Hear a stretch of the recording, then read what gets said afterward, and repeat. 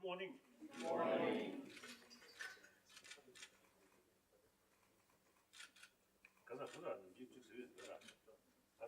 Salam alaikum. Salam alaikum.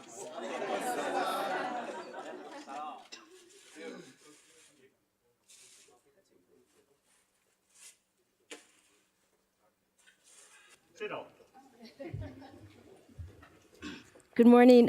Your Holiness, we are so honored and delighted to have a chance to be here today for this conversation. And I want to thank you also for inviting your two honored guests. We're very pleased to have with us here today Dewan Saeed Zainul Abidin and Dr. Saeed Zafar Mahmood. Thank you for joining us here today for this dialogue. And I think, as you know from our visit last year, the U.S. Institute of Peace was founded 30 years ago, dedicated to the proposition that peace is possible, peace is practical, and peace is essential. And we have been inspired by your lifelong commitment and example of that. And USIP has the great honor of working with some of the most important peace builders in the world right now, which are our youth. They are the future. They are what will make peace happen in this century. And you have here in this room 28 youth leaders from 13 countries that are struggling with violence, with conflict, with war. And each of them is doing courageous and dedicated work to try to make peace possible in their communities and in their countries. And they were so eager to have this opportunity to come here to Dharamsala today, to have a chance to meet with you, to share their stories, to hear your wisdom as they continue their life's journey as peace builders. And so what we thought is we would quickly just have everyone say their name and their country so you know who's in the room with you, and then ask for you to make some comments. Yes? So, Your Holiness, my name is Astiar Shekhani. I come from Kurdistan of Iraq. From where, please? Which country? Kurdistan of Iraq. Oh, Kurdistan. Oh. His Holiness, I'm very honored and delighted to have with you. I'm Yetut from Burma and also called Myanmar. Thank you. Good morning, Your Highness. I'm Nadia Labidi from Tunisia. From? Tunisia. Tunisia. Your Holiness, I'm Scofield Muliru from Kenya. Kenya. Kenya. Kenyan. Scofield Muliru from Kenya. Good morning. I am Ikhlas from Sudan. Sudan. Good morning. I am Amule Emmanuel from South Sudan. South Sudan. Good morning. My name is Mariam from Afghanistan. Assalamu alaikum, Your Holiness. I'm Sukaina from Morocco. Good morning, Your Holiness. I am Suhir from Tunisia. Tunisia. Good morning, Your Holiness. I'm Miriam Panaki from Nigeria. Good morning, His Holiness. I am Silvio William from South Sudan. Assalamu alaikum, Your Holiness. I'm Shubi Nantege from Uganda. Assalamu alaikum. I'm Muhammad from Sudan. Good morning, Your Holiness. I'm Imran Alhaji Buba from Nigeria. Good morning. I'm Rebecca from Nigeria. Good morning, Your Holiness. Good morning, Your Holiness. I'm Isa from Iraq. Iraq. Good morning, Your Honor. I'm Dida Simzirai from Kenya. Good morning, Your Holiness. I'm Harry Mulin from Burma. Good morning, Your Holiness. I am Ted from Burma. Assalamu alaikum. I am Nuria from Afghanistan. Good morning. I'm Samuel from India. Good morning, Your Holiness. I'm Don Rowan from the United States. Your Holiness, Libby Lou from the U.S. Your Holiness, Diane Zeleny from the U.S.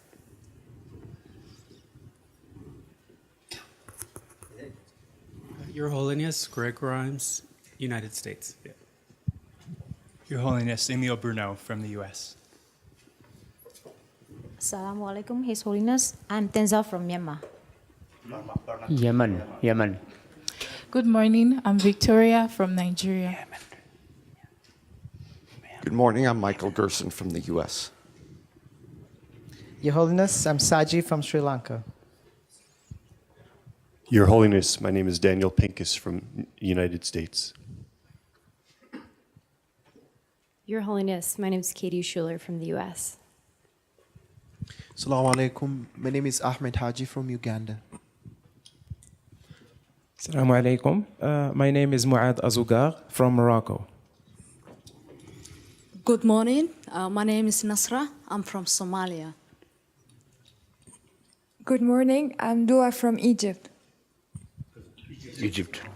Good morning, Your Holiness. I'm Susan Hayward from the United States.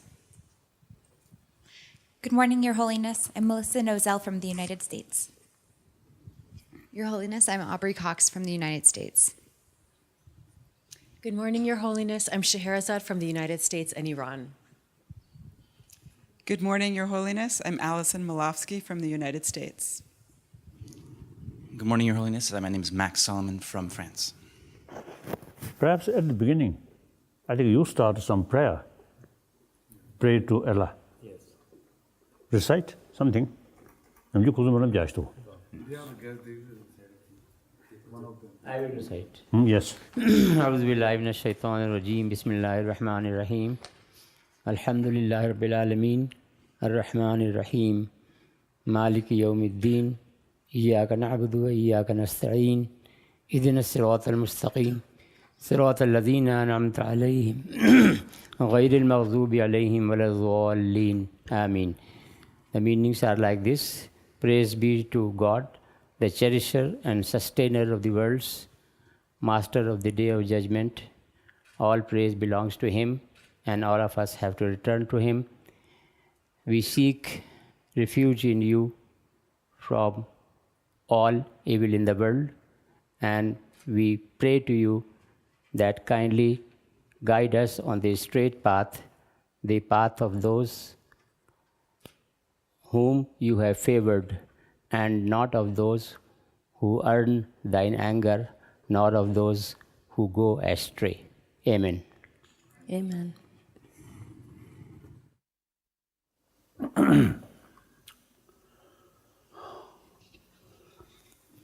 Spiritual brothers, sisters, indeed, I'm very happy and great honor having this kind of meeting.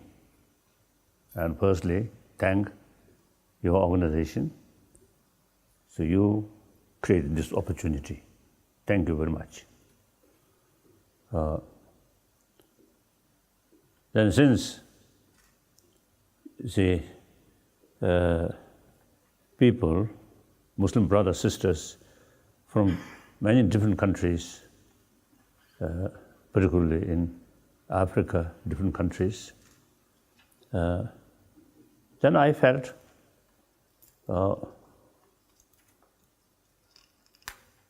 in the eyes of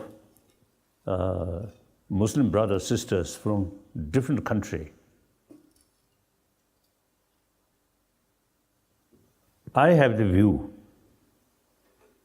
you see, Indian Muslim, because of the environment,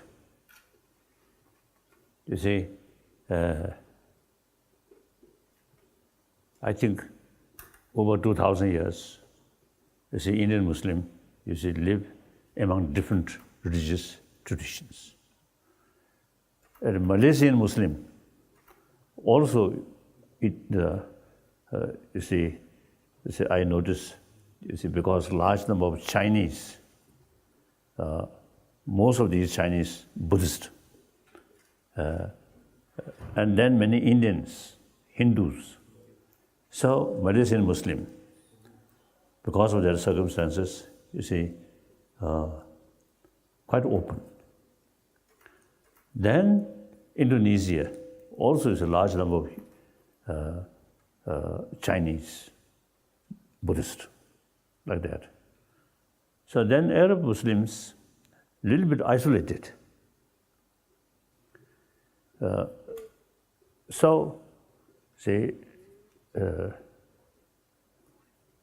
I always say, mentioning or refer, India is the living example where all major world religious traditions live together in the spirit of spiritual brotherhood, sisterhood.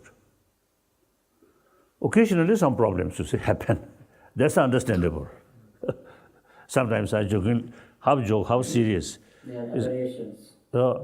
You see, about a billion populated nation, some mischievous people must be there in order to show we're also human being, human community, not heaven.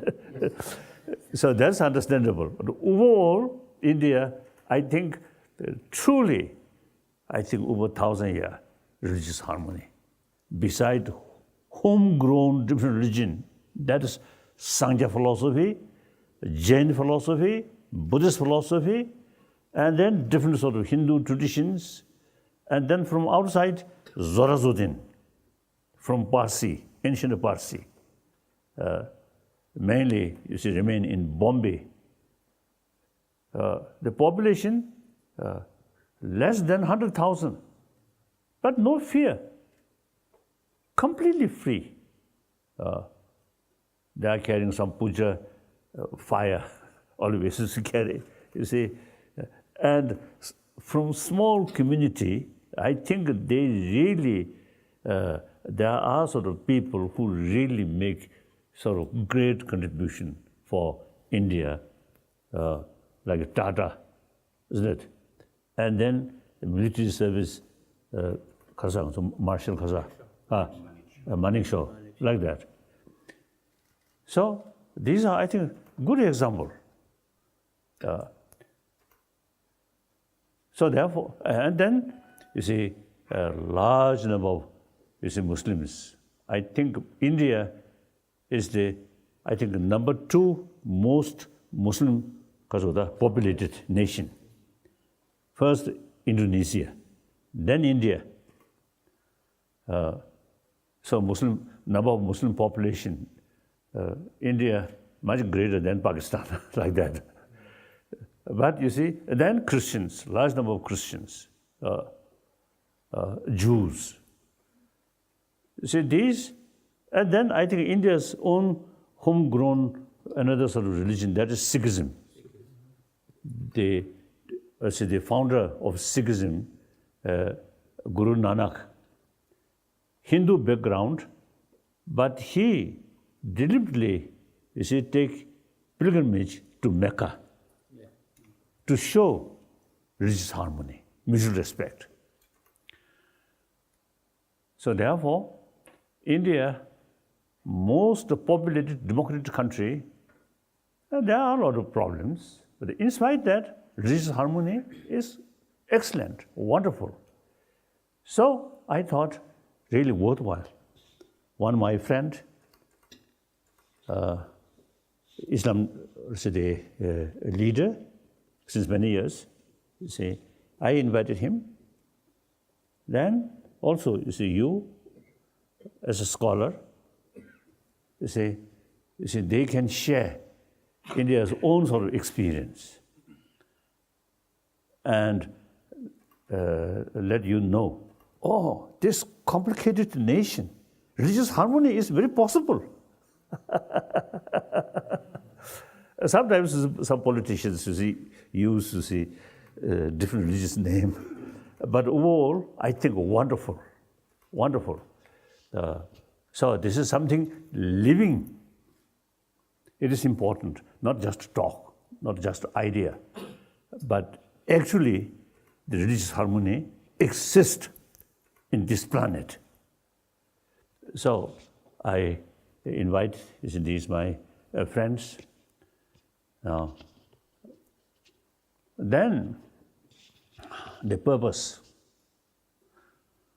I'm now 81-year-old, nearly 81-year-old person. At age 16, I lost my own freedom. Then, age 24, I lost my own country. A lot of sort of sufferings in my own country. So then eventually, I think my first visit to Europe, 73. And I start, talking sameness of humanity. So at that time, since then, I use the word as the sense of global responsibility, sense of universal responsibility. Not talking my nation, that nation, my religious faith or follower, my religion or that religion. Oh, we are same human being. I really encouraged, I think a few days ago, BBC mentioned in Europe, you see, more people, more young people, you see, prefer global citizen rather than individual citizen. I don't know American. I think a citizen of America. I think a European Union. I think the different nation, important, but they are sort of, actually, you see, they carrying sort of, the spirit of European Union. So these, you see, these very much sort of related with the sense of global citizen. So whether we like it or not, you see, we have to live on this planet, about 7 billion human beings. We cannot escape from this sort of, the planet. There is no other home. Moons, beautiful, during a night sky, beautiful. But if we try to go there and settle there, impossible. So only this planet, while we complaining, now global warming or some other nature disaster, we complain, but still this is only our home. So now, there's no other choice except this is our home. 7 billion human beings. So we have to live on this planet. Then harmony is very essential. You see, one human being killed by tiger or elephant, sometimes it becomes news. We live the sorrow. Oh, surprise. Oh, someone is killed by tiger. Nowadays, human being killed by human being. Almost normal news. Unthinkable. 7 billion human beings, same human being. Physically, emotionally, mentally, we all same. And all want peaceful life, happy life. That's why I think over 1,000 years, all these different religious traditions start from different area, different time, all carry the message of love, compassion. And in order to practice love, compassion, seriously, all major religious traditions also teach us practice of tolerance, practice of forgiveness. So because we are human beings, now according to some scientists, so there are sort of certain sort of observation and also physical condition in order to develop healthy body, healthy mind, is something very essential. So, in spite sort of all the best facilities, but mentally, too much stress, too much worry, too much fear. You can't, you see, you cannot, because of that, achieve happy life. So, peace of mind is very essential. Calm mind, peaceful mind is healthy mind. That tremendous effect, healthy body. Then we can see the family where full of love, full of compassion. That whole family, no matter poor, very happy. And a rich family, let's say, luxury sort of items, isn't it? Good car, or even helicopters, or aeroplane, but within the family, distrust, little suspicion. That family never be happy family. And after all, we human beings, as a social animal, friendship is key factor. Friendship there, you feel safe. How to build friendship? You see, maybe these, because of these things, may be very because of expensive or something. That may not bring genuine friendship. Friendship, your smile. Smile also, there are artificial smile. Usually I call diplomatic smile. So sometimes that kind of smile, you see, instead of develop trust, but more suspicion. So genuine human smile is the expression of warm-heartedness and sense of concern of their well-being. So that's the basis of trust. Trust is the basis of friendship. So we, as a social animal, see, real sort of closeness feeling, sense of brotherhood, sisterhood is the key factor. So this global citizen, concept of global citizen, I think because people, particularly in the European and Europe continent, I think because of European Union and also some sort of a lot of experiences. So you see people, not much concern. My nation, that nation, or my religion, their religion. I think more humanity, feeling of more humanity. I feel like that. So the concept of the global citizen. So this is quite similar. Say my own sort of thinking. I fully committed, try to develop sense of oneness of 7 billion human beings. If now many problems, killing and bullying, exploitation, and also gap rich and poor, all these, you see, with too much emphasis, me, we, and the big sort of distance, they and we. Ultimately, self-centered attitude. Only concerned about my interest, our interest. Never never feel serious consideration of others' well-being.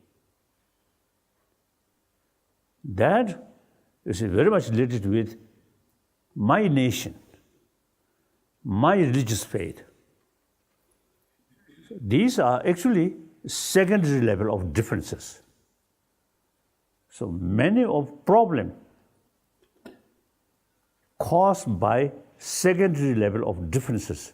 Now this have to solve when we go deeper level, we are same human being. Then, a lot of problem which we, you see, too much emphasis, secondary level of differences. The only remedy is go deeper, we are same human being. 7 billion human beings, including those troublemakers, also come from their mother. And early life, you see, nurtured or survived where? By parents' affection, parents' love, and particularly mother's affection and the mother's milk. So all 7 million human beings, same way, our life starts same way. So we, everybody, you see, have, I think, the deepest experience of love. So people who appreciate love, they also have the seed to show other love. So there's some scientists now say basic human nature is more compassionate. Wonderful. Few years ago, it's one occasion, our meeting with scientists, they show one picture, very, very young infant child, age, I think, 5 months old, language not yet developed. Of course, not yet developed this beer.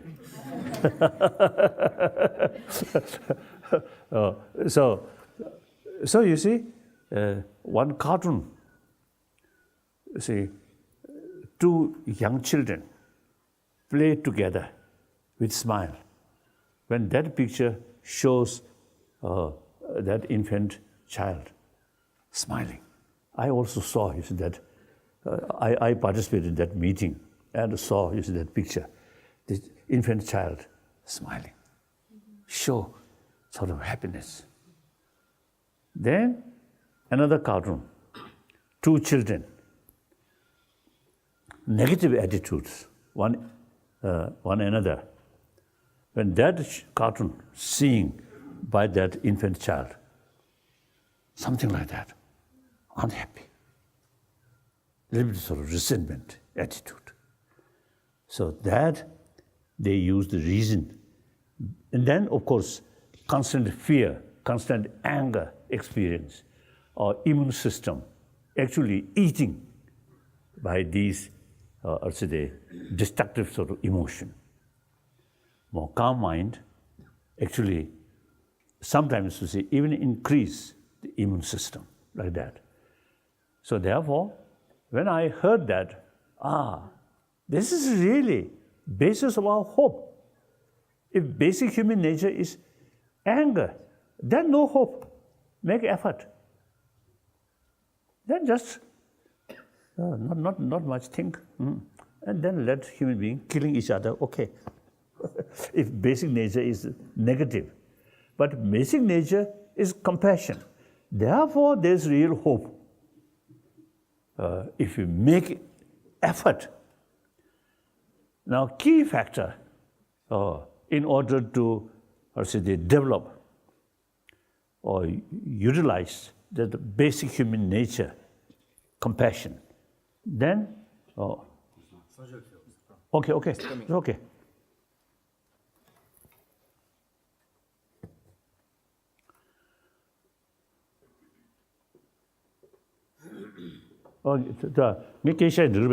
May I just talk continuously? Okay.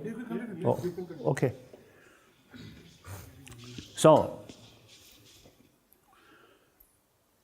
So therefore, many my friends, scientists, and also the educationists, and the social workers were. So many, you see, they feel now that our education system is not sort of complete, which we require. The existing modern education system is very much oriented about external values. About 200 years, I think modern education system developed. Also science and the technology began to start. So at that time, the moral responsibility take care by religion. Now, modern time, now, firstly, among the religion, there are so many different religious traditions. And then also, as a matter of fact, according to some information, out of 7 billion human beings, over 1 billion non-believer. So therefore, you see, we have to think, including those non-believer or among the believers, or common sort of concept or common sort of experience. That's human love. Not different philosophical views. That is something different. But love, practice of love, forgiveness, tolerance, this something common for everybody. And a non-believer, also they are human beings. They also need love. In order to practice seriously, effectively, practice of love, they also need practice of tolerance and forgiveness. So these things is something I feel suitable or relevant to everybody. So now education, the moral ethics, if sort of based on religious faith, then there is complication. So without based on religion, but rather use scientific findings and our common experience and common sense. Common sense now here, you see, if you see someone, you see lost temper, lose temper, is shouting, then I think the whole room a little bit tense. And the person who is shouting with anger, himself or herself, also you see lost peace of mind. So they use our common experience, common sense. So the loving kindness with sense of human brothers, sisters, that also you see is relevant with environment issue. Not only think yourself, day-to-day life, but thinking, next generation. For that reason, me as a monk, no children, no child. So I have not much concern about my own sort of future descendant. And you people who have children, then you have to think seriously about the well-being of your children and grandchildren, grandchildren. So environment become very important.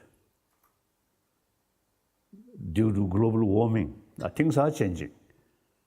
In India now, it's a water scarcity. Really, very difficult, very sad. And in Africa also, you see many places, difficult. So therefore, now, if you have sense of concern of others' well-being, then environmental issue automatically come. So now, existing our education system should include the education about moral ethics. Moral ethics, not based on religion, religious faith, but simply use common sense or common experience and scientific finding. So that's my number one commitment, to promote a more compassionate world through education, not through prayer. I am Buddhist monk. In my daily practice, you see some prayer there, but for me, as an individual human being, prayer very helpful. But prayer for world, I doubt. Some real effect from prayer to world. These days I half joke, half serious. If for Buddhist, Buddha come, or Jesus Christ, or Muhammad, and some other sort of teachers, if you ask, please bring peace on this planet, then I feel they may say, who create violence? Who create problem? Not God, not Buddha, but you human being. You created this problem. So it is your responsibility to solve this problem. We created violence and a problem. Then ask, you see, God, please bring peace. Illogical. What do you think? Some sense? Is it some sense? Oh? So therefore now, peace must be built by ourselves.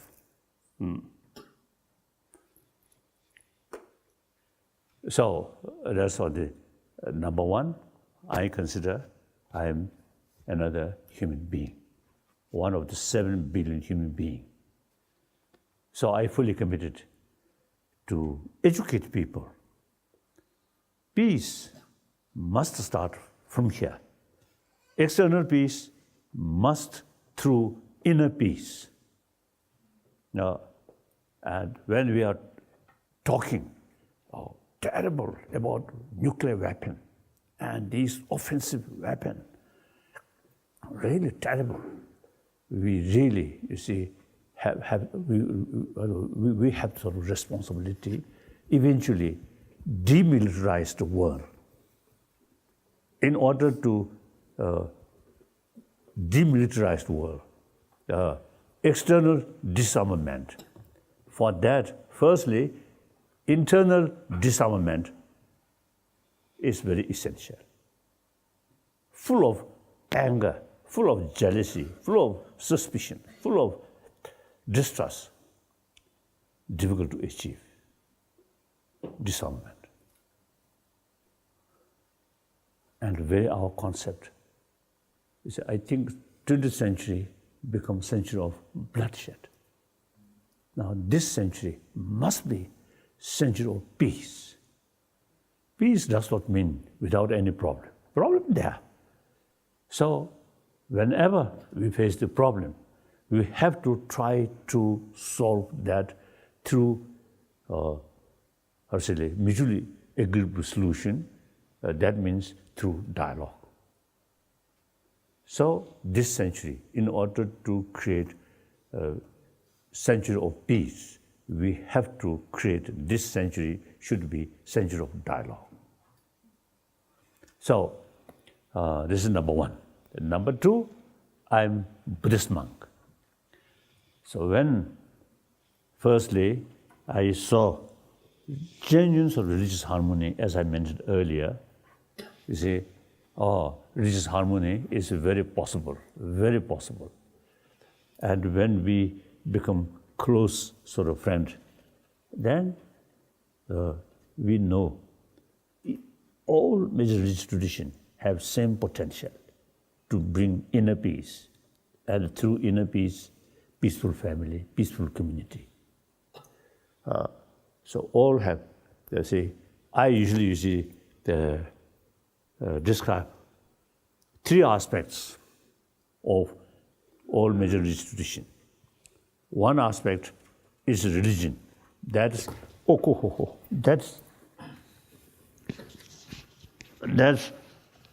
sort of love brings inner peace. Through inner peace, genuine peace can achieve. So all major religious traditions, their main teaching, main message is love. Here, all major religious traditions, same. Among my friends, some Muslims, wonderful, really dedicated sort of individuals, I know, and some Christians, like late Mother Teresa, wonderful, and many Hindus, like that. So all major religious tradition, as far as the aspect of religion is concerned, same. Then aspect of philosophy, yes, there is big differences. Some say there is creator, some say no creator, some say next life, some say no previous life, just only this life, created by God or Allah. Indian tradition, Hindus, and also Jains and Buddhists, you see, we have this sort of view, the limitless previous life and future life. So there is differences.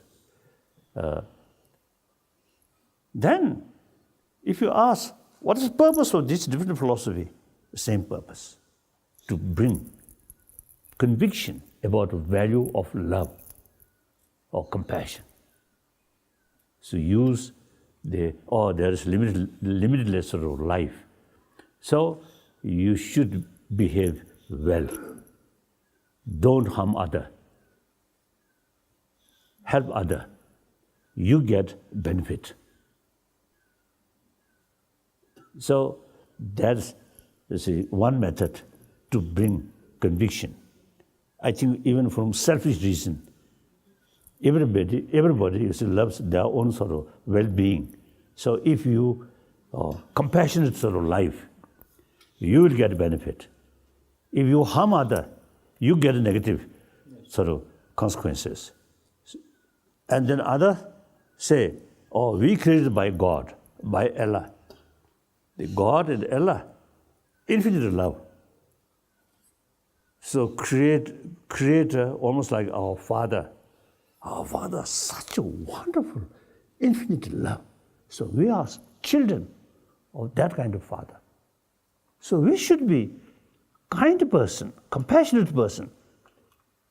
If we become angry person, destructive emotions, I think we really make shame our beloved Father, God. So we should be thinking that line. We all children of God have seed of love, because our Father, our God, infinite love. We all have some part of spark, some sparks of Creator. Wonderful sort of philosophy. Really wonderful. So, different philosophy, same purpose. Like you say, same illness, in order to cure illness, use different medicine according age or climate. So, like that. So, therefore, similarly, a different location, different culture, different environment. So, you see, these great teachers, you see, come. Accordingly, you see, they carry some different philosophical views, but same purpose. So, you see, no problem. Philosophical field, there is differences, but the same goal, no problem. The third aspect, cultural aspect. There, I think in this country, you know, the Hindu tradition, sometimes you see the different sort of class, Kshatriya, caste. So maybe we can say it's a part of their culture or something, but outdated. So we have to also think seriously. I often used to telling my Hindu friends, now some of their sort of also the concept or their habit now outdated. You see, now time must change. In India, those was the outcast way. Dalits or scheduled castes. You see, recent years, some I think news, I think Bihar or some other places, due to marriage, different caste, some problems, isn't it? And some area, I think Bihar, you see, they have a well which is used by our caste, cannot drink. So such discrimination. Maybe India India, because the part of India's tradition, but now time come. I think India's tradition, I think nobody say India's ancient tradition, Raja, Raja, Raja. No election. Now we have to follow the Raja tradition, isn't it? This is how to date it. Yes, now we fully utilize democracy. So similarly, a certain our tradition is outdated. So now must change. Time come, must change. These spiritual leaders come out, tell people some of these practice is, I think, due to feudal system or discrimination. So that outdated must change. So here sometimes I also feel, or if something wrong, please make correction, me. Sharia law. When Muhammad, come and nomad the people, more or less nomad life, isn't it? So therefore, sometimes the rule becomes something very, very important. More criminal things, happen. Therefore, under that circumstances, that environment, he emphasizes Sharia law. Very important. So now time comes, and Buddhist tradition also, there are some discrimination, male and female. Now these also, now time comes, have to change. We all, everybody, equal. Although Buddhist tradition, like Christian or Islam also, no caste discrimination, these things. So Buddhist also, no such discrimination. But still, some, I think, influence of old, society, the social system. Actually, I feel, I openly telling, like the Lamas institution, the Dalai Lama institution, reincarnation, I think you may heard. This, I think, some connection about feudal system. No Buddha's reincarnation, no Buddha's institution. So I always telling, Dalai Lama institution is not important. So like that. So therefore, the cultural aspect, I think sometimes we have to think seriously, some modify or some change. That does not mean changing our religion, no. Changing our philosophy, no. Just some habit due to social system or something like that. So then, all major religious tradition, same message of love, same potential.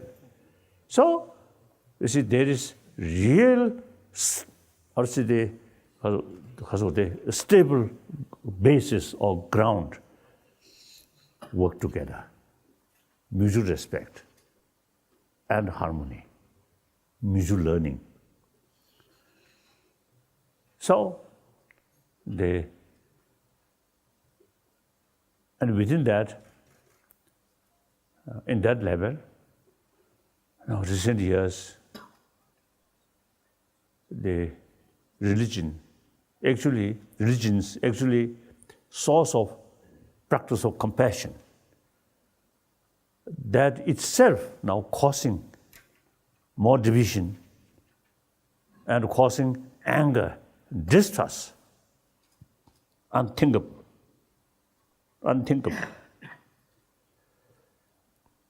When we look, all major world religious tradition, their message, and look, the serious follower of these different traditions, many wonderful people. So, then in the name of religion, fighting, killing. So we have to make attempt. So since many years, I request my Indian friend, now India, particularly Indian Muslims, should take some effort. Sometime I met some Indian retired officials who once were supposed to in some African countries, part of United Nations, sort of today, police or something. So I told them, now India it should take. I have no connection with these people. So therefore, India should take. Then these people say Indian Muslims. And on one occasion, one sort of experienced one Indian former diplomat or something. He actually told me one sort of key factor is good relation between Saudi Arabia and Iran. Iran as the Shiite and Saudi Arabia Sunni. So these two countries sort of good relation is something key factor. That beyond my sort of also the connection like that. And then me personally, since September 11th, that event happened. Then I fully committed. I'm defending the Islam tradition.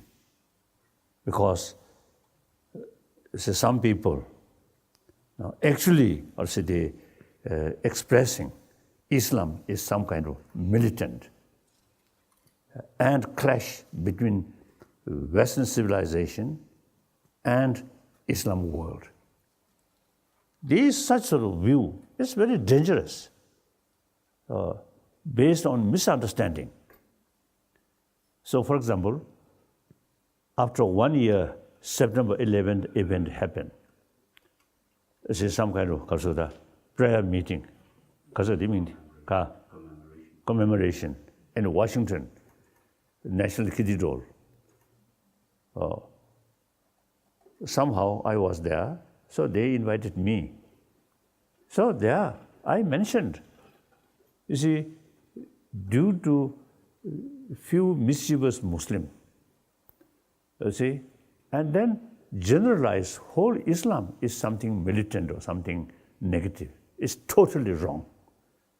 As far as mischievous people is concerned, among the Hindus also there, among the Jews also there, among the Christians also there, among the Buddhists also there.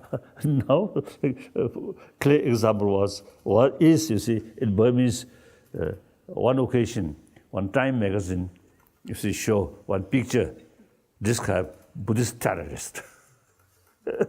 So not only Islam terrorist, but also Buddhist terrorist.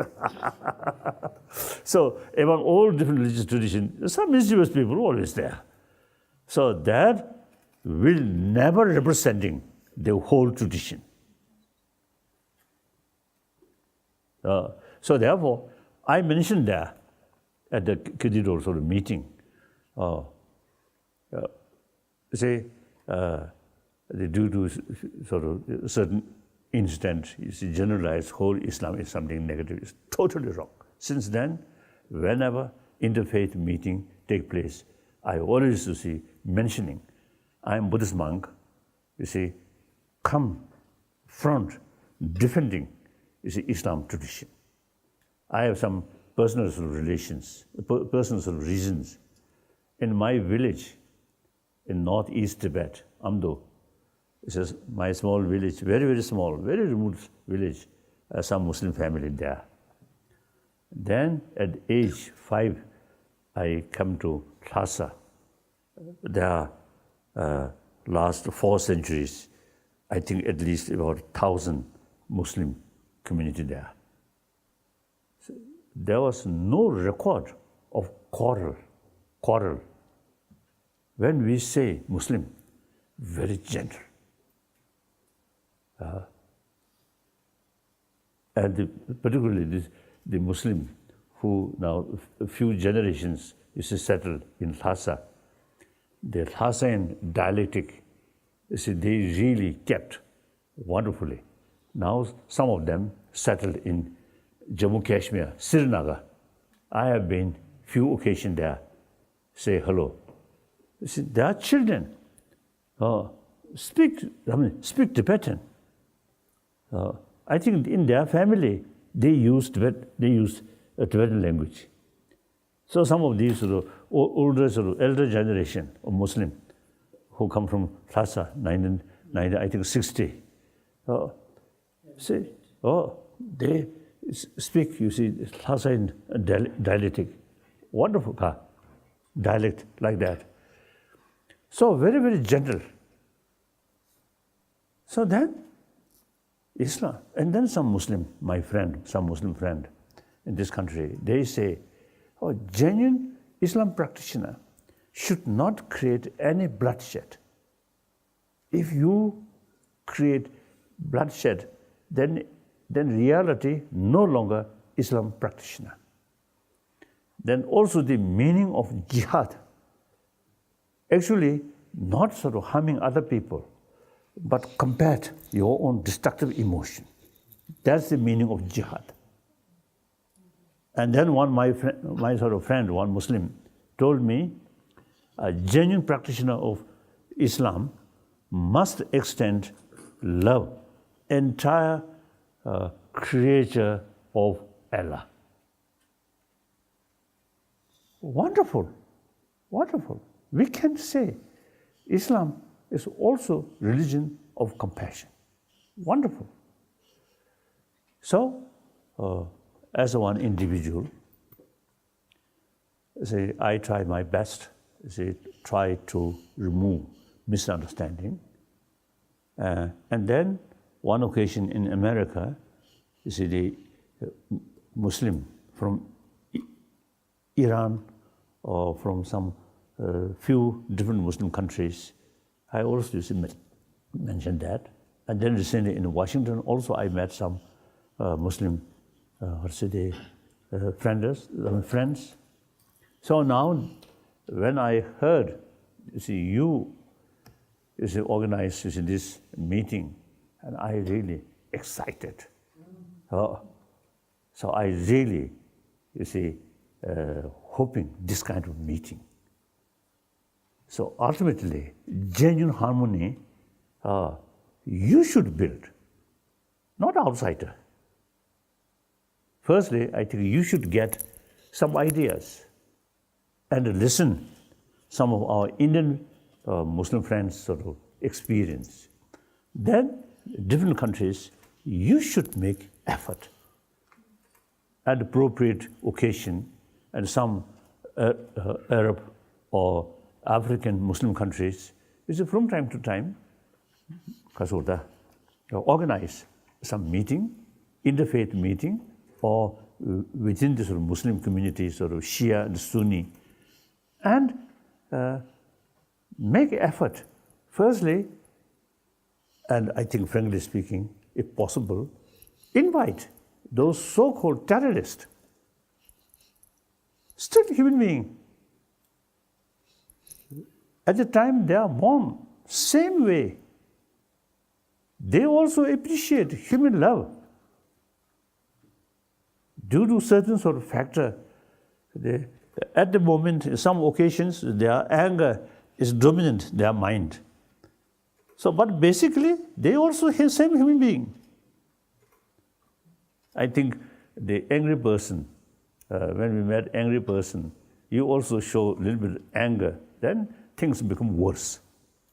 The angry face show a smile or jokes.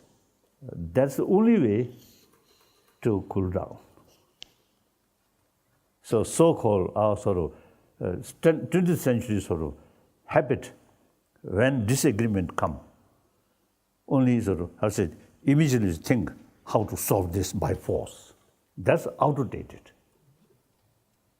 Actually, as a matter of fact, September 11th even happened. And September 12th, I wrote a letter to President Bush, since I know Bush very well. So I express my condolence. Then at the same time, I also express this problem should deal with non-violent way. Then eventually Iraq crisis will happen. So after that, one occasion I met President Bush. I told him, I love you, I respect you, but some of your policy is concerned, I have some reservation. Then he laughed. Since many years, we know very close friend. I love him because not as a president, but as a human being, very nice person.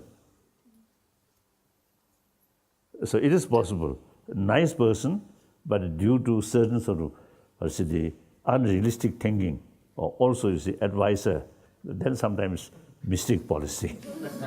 It is possible.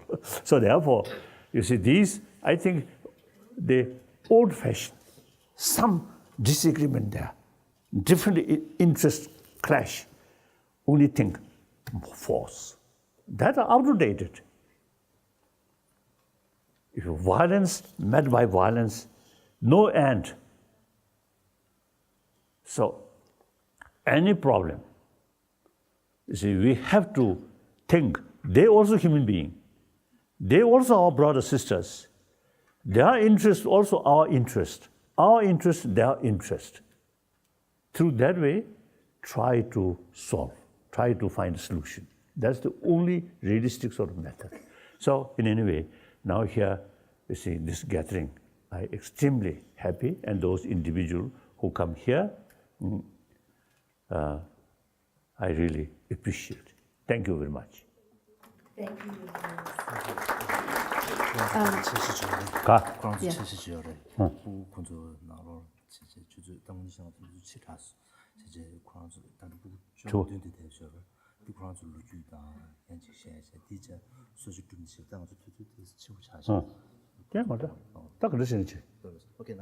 Yeah, so we would love to give our youth leaders an opportunity to share some of their stories, reflections, ask questions. Yeah, tea break, so 15 minutes. Yeah. Then tea break. Then again go talk. Yeah. Question, or suggestions, or also criticisms. Yeah. Yes. So I think anything you want to share. In Hindi. Oh, Hindi? Yes. Okay. Someone can translate.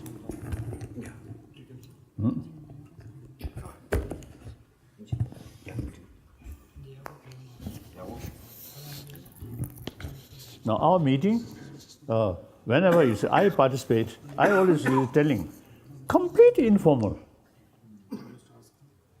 If formality comes, then sometimes, as I mentioned earlier, artificial smile also improve.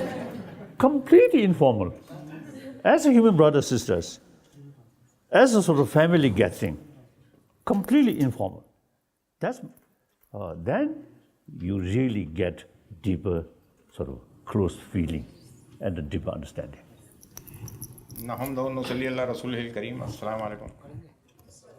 आज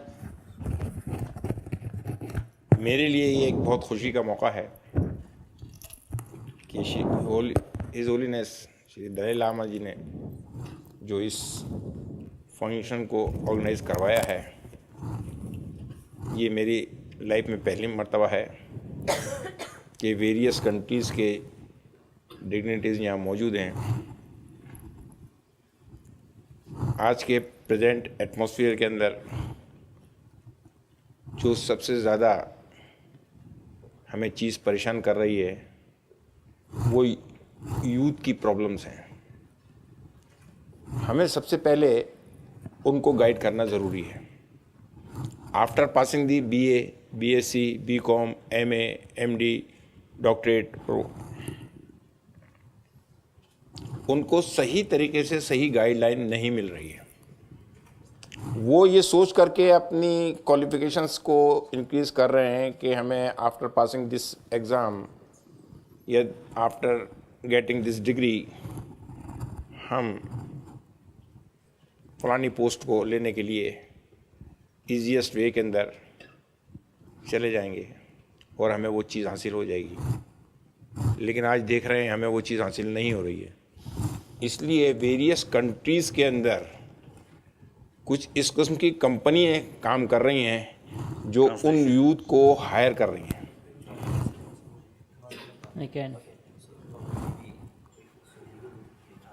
I'll translate. Okay. Okay.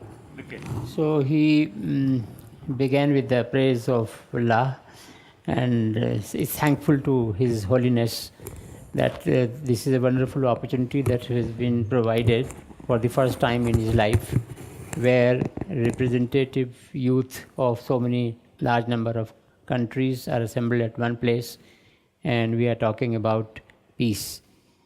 And he says that he is trying to analyze the situation that the youth, they do obtain degrees in various subjects from various universities in different countries, but then what to do after that, after taking the degrees in practical life.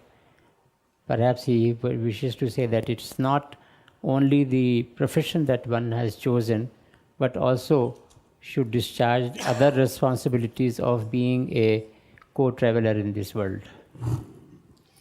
Various जो कंपनियां काम कर रही हैं through out the world, वो उन youth को higher कर रही हैं। वो उनको कुछ पैकेज के लिए कमिटमेंट देते हैं कि ये सामान है, फलानी जगह ट्रांसपोर्ट करना है। उसके अंदर क्या है वो यूथ को बता नहीं रहे हैं। वो वहाँ पहुँचा दिया, अब उसमें ड्रग्स है, आर्म्स हैं, एम्यूनिशंस हैं, क्या है दे डोंट नो, यूथ नहीं जानता। और यूथ रॉन्ग ट्रैक के ऊपर जो है अपनी लाइफ को डाल देता है। ये क्राइसिस बढ़ रही है इसीलिए। Some companies are hiring the youth for nefarious designs. They supply drugs using the institution of a youth. Institution means the very existence. And the youth are sometimes misguided. They are not aware what is inside the packet, then they do deliver. दूसरी problem ये है religious point of view से कि वो religion के मामले में अपनी during the education life period के अंदर वो नहीं जानते हैं कि हमारा रिलीजन क्या है और उसके मेन एम्स एंड ऑब्जेक्ट क्या हैं। What is the directions of Quran, what is the orders of prophet Mohammad, they don't know, वो नहीं जानते। Yeah, this is very important. Says that while the children are studying up to the graduate level right from the nursery, they should also take care to understand what their own faith is all about. And this is a truth everywhere in India also, everywhere in every faith also, that the children, they do not read what is written in the scripture, so they don't go to the original source. जैसा कि अभी his holiness साहब ने फरमाया कि India एक ऐसा country है कि जहाँ पर वेरियस कास्ट एंड क्रीड के लोग रहते हैं और विदाउट एनी प्रॉब्लम वो अपनी लाइफ टाइम बिता रहे हैं। इसी तरह से प्रॉफिट मोहम्मद के direct descendant great grandson of prophet Mohammad through his daughters line Hazrat Khwaja Moinuddin Chishti of Ajmer, उनकी दरगाह है। एक हिस्टोरियन कमिश्नर की हैसियत से अजमेर मेरवाड़ा स्टेट के अंदर आया। उससे पहले वो इंडिया के वेरियस कंट्री के अंदर, स्टेट्स के अंदर राजा महाराजाओं के टाइम के अंदर गया। उसने वहाँ के कल्चर को देखा, वहाँ के एडमिनिस्ट्रेशन को देखा और उसने अपनी हिस्ट्री लिखी। जब वो अजमेर मेरवाड़ा स्टेट के अंदर पहुँचा, उसने वहाँ का कल्चर दूसरी तरह से पाया अदर स्टेट के बनिस्बत। उसने अपनी हिस्टोरिकल बुक टॉड राजस्थान जो 1829 के अंदर लिखी गई, उसके सफ़ा नंबर पेज नंबर 323, 324, 325, 539, 540 के ऊपर वो लिखता है कि मैं इंडिया के अंदर वेरियस स्टेट्स के अंदर जाने का मेरे को मौका मिला लेकिन जब मैं अजमेर मेवाड़ स्टेट के अंदर गया तो वहाँ पर मैंने एक कब्र को हुकूमत करते हुए देखा है. He says that, as very rightly said by His Holiness, that India is a nation to emulate, where people of different faiths mostly live very peacefully. Likewise, in the same spirit, one of the descendants of the Prophet, peace be upon him, whose grave is in Ajmer, and this gentleman is the keeper of that place. So he says that one foreign visitor some time ago, sorry? Colonel James Todd, Commissioner of Ajmer Mewa. Okay. He came there, and after visiting there and after interacting with the local people there, he said, he wrote a book also, and he said that I have visited so many places, but this place, Ajmer, is a very unique place where a person inside a grave, he governs the people's hearts. इसी तरह से India के various states के अंदर, शहरों के अंदर कई सूफी बुजुर्गान दीन जो गुजरे हैं, उनकी मज़ारात हैं, दरगाहें हैं. इन दरगाहों के ऊपर विदाउट कास्ट एंड क्रीड आदमी जाता है, अपनी मुरादें पाता है, अपनी नेक तमन्नाओं को पाता है, अर्ज़ करता है, दुआएं मांगता है. वहाँ पर उस स्थान के ऊपर किसी भी किस्म का भेदभाव आज की तारीख के अंदर नहीं है. जब वो जिंदा थे, हयात थे, प्रीचिंग करते थे, उस वक्त भी नहीं था. यही वजह है, ये हमारे देश की गंगो जमनी तालीम कहलाती है, जो आज भी वहाँ पर एडॉप्ट है. There are similar shrines all over the country, in different places, different states, different districts, where people of different faiths keep on coming and visiting, and they keep on paying their obeisance there, and they do get spiritual advantage also, irrespective of the considerations of faiths. And that has been one of the very important factors which has been solidifying, which has been bringing together the people of different faiths in this country. Ajmer की दरगाह की दो चीज़ें बहुत historical हैं. एक, हिंदू रीति रिवाज के हिसाब से जो माघ का महीना आता है, उसके अंदर जो चांद की 5 तारीख पड़ती है, उस रोज़ उस दरगाह के ऊपर और चिश्तिया सिलसिले की तमाम दरगाहों के ऊपर एक बसंत की रस्म होती है, जो हिंदी तिथि के हिसाब से होती है, हिंदुओं की रस्म और रिवाज के हिसाब से होती है. There is a tradition in his dargah, in his place where his grave is there, that some celebration is performed periodically according to the dates which are sacrosanct, which are important to the Hindu traditions. Though it's a Muslim dargah.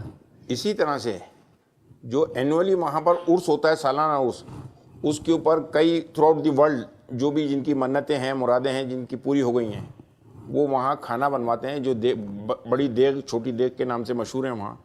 उसके अंदर खाना बनता है. वो खाना उस वक्त शिकार के गोश्त से बनता था, लेकिन चूंकि वहाँ पर हर कास्ट एंड क्रीड का आदमी आता है, तो प्रसाद के तौर पर वो खा नहीं सकता था. हिंदू हजरात मीट नहीं खाएगा. तो आगे चल करके ये तय किया गया कि इसको क्यों ना मीठा खाना बनाया जाए, जो हर कास्ट और क्रीड का आदमी जो है आसानी से उसको ले जाए. There are two huge cauldrons which are fixed there in the ground, in which food is cooked on different occasions, once a year. And that is supposed to be a very, very important sacrosanct thing, and people eat. Earlier it used to be meat, but when people of different faiths also started going there, so it is now vegetarian. मेरे को दुख के साथ कहना पड़ रहा है कि वेरियस कंट्रीज़ के रिप्रेजेंटेटिव यहाँ मौजूद हैं. उसमें अरब कंट्रीज़ भी हैं, मुस्लिम कंट्रीज़ भी हैं, लेकिन थ्रू आउट द वर्ल्ड आज जिस किस्म का डर खौफ पैदा किया गया है, वो कौन है? ISI और अल बगदादी. हमारा कुरान शरीफ हमें ये हिदायत देता है, डायरेक्शन देता है, ऑर्डर देता है कि इस ज़मीन के ऊपर अगर किसी एक बेगुनाह बच्चे का, बूढ़े का, जवान का, औरत का, लड़की का कत्ल किया गया तो वो पूरे इंसानियत का कत्ल माना जाएगा। आज ये लोग क्या कर रहे हैं? कोई इस्लामिक कंट्री उनको कंडेम कर रहा है? नहीं कर रहा। क्यों? Pakistan Quran teaches that if anybody takes away the life of an innocent person, then it amounts to the killing of the entire humanity. But then this particular aspect is not very much brought to the notice of the world. So it is our duty to do that. दूसरी चीज़ ये, al Baghdadi so called खलीफा,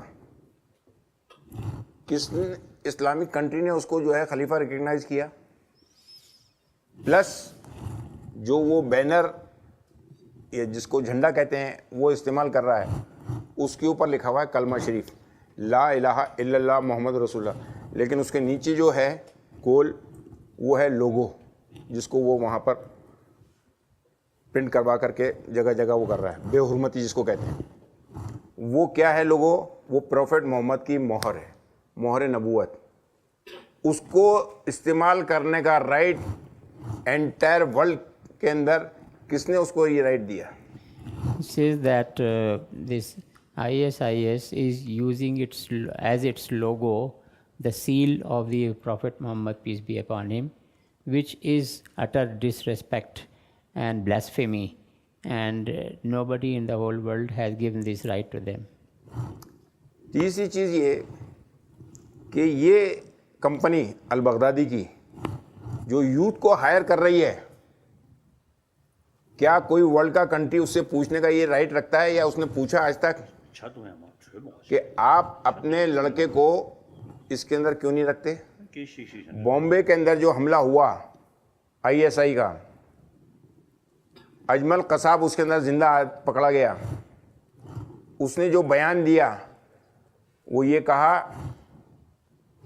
कि हमारे को फलाने आदमी ने higher किया था, फलाने आदमी ने ये कहा था जो पाकिस्तान के अंदर काम कर रहा है, और उन्होंने मेरे फादर को, मेरी मदर को जाकर के 2.5 लाख रुपए देकर के ये ऑफ़र किया कि हम इसको किसी मिशन के ऊपर भेज रहे हैं, अगर ये वहाँ काम आ गया तो ये 2.5 लाख रुपए हैं, उसके बाद में हम और देते रहेंगे और ये सीधा जन्नत में जाएगा। तो 2.5 लाख रुपए के अंदर अगर इतनी आसानी से सस्ते के अंदर जन्नत मिल रही है तो उसने अपने लड़के को, अपने भतीजे को, अपने फैमिली मेम्बर्स को क्यों नहीं भेजा? वो उन्होंने 2.5 लाख रुपए दिए, मैं 10 लाख रुपए पर हेड के हिसाब से देने के लिए तैयार हूँ, अपने फैमिली मेम्बर्स को भेजे। He says that this ISIS chief al-Baghdadi, why doesn't he send his own son? Why doesn't he hire his own son to go and kill people? Why he hires people, different youth who are uninformed? And he's giving the example of one particular boy, Al-Qasab, Ajmal Al-Qasab, who was caught after the attacks in Bombay a couple of years ago. And he had given the statement that he was hired by somebody, they go and you do this, and if you get killed, then your family will get $250,000 of rupees or whatever. So he says that I am ready to give 1 million and let al-Baghdadi send his son for the killing. तीसरी चीज़ ये कि through India, और आपके Iraq के कहाँ हैं?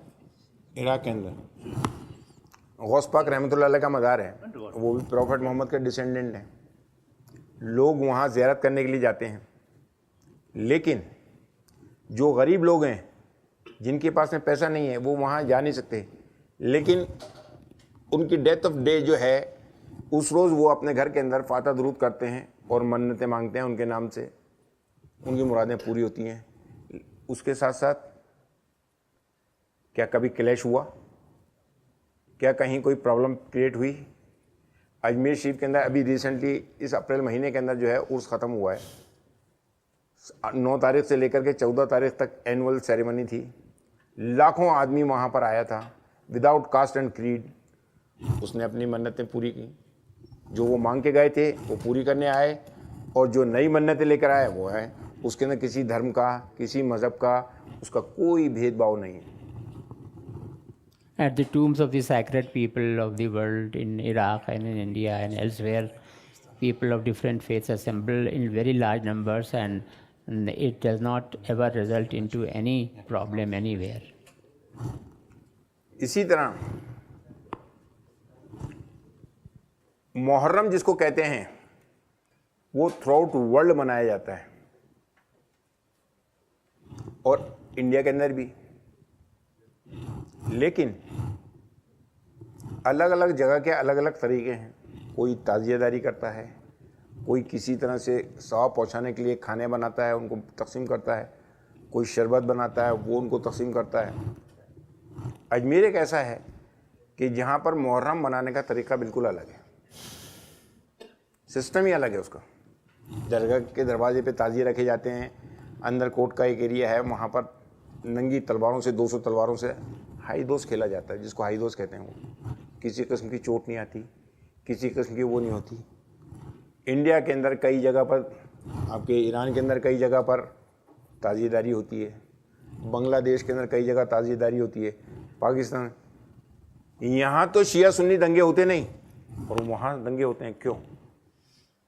He says that as far as the acrimony between Shias and Sunnis is concerned, that is something which has been created recently, purposefully with a nefarious design, because in actual practice at the ground level there is nothing like that. There are the tombs in Ajmer and other places where Muharram, which is fundamentally celebration of a different kind by Shias, but that is celebrated by Sunnis also, and jointly in large numbers, but never there is any scuffle, and that is continuing even today. But it is the political design at some level where a cleavage is determined to be created between these two streams of Islam. इसके अलावा हमारा एक ये फ़र्ज़ बनता है, जितना youth यहाँ पर भी बाहर के वेरियस कंट्री से आया है, उनकी मॉरल ड्यूटी बनती है कि वो अपने अपने रिलीजन के ऊपर सख्ती के साथ में कायम रहें, अपने अपने रिलीजन की जो ओरिजिनल ऑर्डर्स हैं, डायरेक्शंस हैं, उसको ओबे करें। हिंदू हजरात अपने धर्म के हिसाब से ऑर्डर्स को ओबे करें, बुद्धिस्ट अपने धर्म के हिसाब से ओबे करें, जैनीज अपने धर्म के हिसाब से ओबे करें, क्रिश्चियन अपने धर्म के हिसाब से, तो क्लैश की ज़रूरत ही नहीं है। It's the fundamental duty of everybody to understand his or her own faith and to practice it, and then there will be no problem, interfaith problem in the world. Ajmer के अंदर जब ख्वाजा साहब पहुँचे थे, वहाँ से जब वो प्रीचिंग करते थे, जो उनकी जगह थी उसको कहते हैं खानकाह, वो आज भी मौजूद है। आप तशरीफ़ ला चुके हैं वहाँ पर, वहाँ उस रस्म को अटेंड किया है आपने, और जो रस्म होती है उसके अंदर जितनी पब्लिक आती है, उसके अंदर हिंदू भी आता है, मुस्लिम भी आता है, सिख भी आता है, क्रिश्चियन भी आता है, हर फेथ का आदमी वहाँ पर आता है विदाउट कास्ट एंड क्रीड। उन सब बातों को देखते हुए जो उनकी एनुअल फातह होती है, आपने अटेंड किया उसको, उसके अंदर शरबत, पान के बीड़े, बताशे शक्कर के बनते हैं जो, और चाय, ये डिस्ट्रीब्यूट की जाती है सबको। This he is talking about the place where he is serving in Ajmer, that sacred person where he used to sit, and that place is now has become a place of celebration, and annually on the special occasions it is a tradition to distribute syrup and tea and some sweets. इसी तरह से उनके annual ceremony के अंदर, और जो वो अपनी लाइफ टाइम में करते थे, जिस तरह से वहाँ तशरीफ़ लाने के बाद में चारों तरफ मंदिर थे, मंदिरों के अंदर भजन कीर्तन हुआ करते थे, उन्होंने उसी चीज़ को अडॉप्ट करते हुए अपने यहाँ भी एक कव्वाली की ईजाद की। कव्वाली आज भी उनके एनुअल उर्स के ऊपर होती है, एवरी थर्सडे को होती है, every 6th of lunar month को होती है, every 14th of the lunar month को होती है। उसके अंदर भजन भी गाए जाते हैं। When he lived in this world, then around the place where he used to live in Ajmer, there used to be Hindu temples, And in Hindu temples, there is a traditional songs which is known as bhajan, which is a real obeisance to the deity. So that was adopted by this gentleman also, and that tradition goes on even today. इसी तरह से जो Hindu culture वहाँ पर था उस वक्त उसका कलर ये था भगवा, उन्होंने अपनी लाइफ टाइम के अंदर उस कलर को अडॉप्ट किया और आज भी उनकी जनरेशन के अंदर ये कलर अडॉप्ट है। और चिश्तिया सिलसिले की जितनी दूसरी खानकाएँ वहाँ पर भी ये कलर अडॉप्ट किया जाता है। ये हिंदू कल्चर के हिसाब से जिसको अडॉप्ट किया हमने। Even the saffron color, which is peculiar to Hindu tradition, has been adopted by Ajmer Dargah and many other dargahs. और ख्वाजा साहब इस कॉन्टिनेंट के अंदर इसलिए पॉपुलर हैं कि प्रॉफेट मोहम्मद की डॉटर का नाम था बीबी फातिमा रज़ियल्लाहु अन्हा। उनकी शादी हुई थी इस्लाम के 4th खलीफा हज़रत अली रज़ियल्लाहु अन्हु से। उनके 2 लड़के हुए, बड़े इमाम हसन अलैहिस्सलाम, छोटे इमाम हुसैन अलैहिस्सलाम।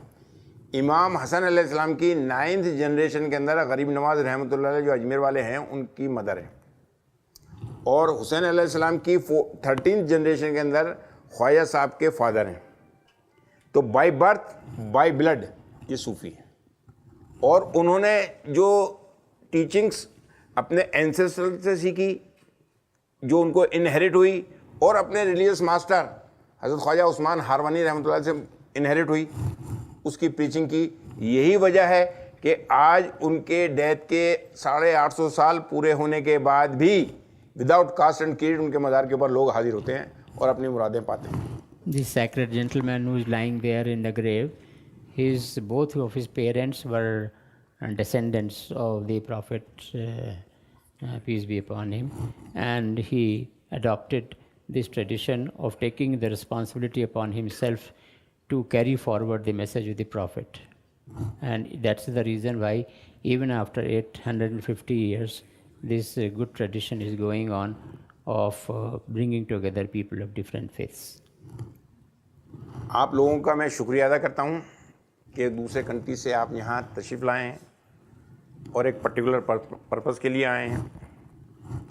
आपकी जो नेक मुरादें हैं, मैं दुआ करता हूँ अल्लाह ताला से कि उन सबको वो पूरा करे। आप हज़रात की उम्र व इक़बाल में बरकत अता फरमाए, आपके ख़ानदान को खुशहाली अता फरमाए, आपको बुज़ुर्गान दीन और सूफ़िया कराम की बताई हुई तालीमात पर अमल पैरा रहते हुए अपनी अमली ज़िंदगी बसर करने के साथ साथ सिरात मुस्तकीम पर कायम रखे। इसके अलावा मेरे लायक अगर कोई खिदमत है आप अर्ज़ करें। यूथ के लिए खिदमत है, मैं अपने बच्चे को हाजिर करता हूँ, वो आपकी सरपरस्ती में, आपकी उसमें डायरेक्शन के अंदर वो काम करने के लिए तैयार है। आप जिस तरह चाहें उसको यूज़ करें। He is grateful to all of you, boys and girls, for having visited India for this particular purpose, and he is praying for your long life and good life, and is also inviting you to visit his place there, and he says that his son who is sitting behind him can facilitate your visit there. Thank you.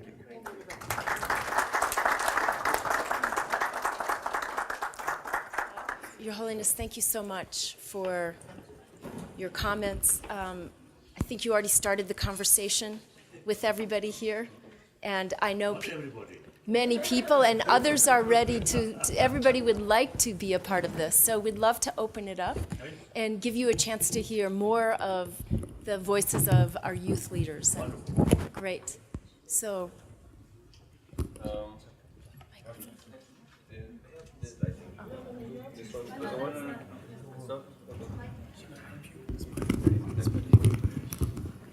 Now it works.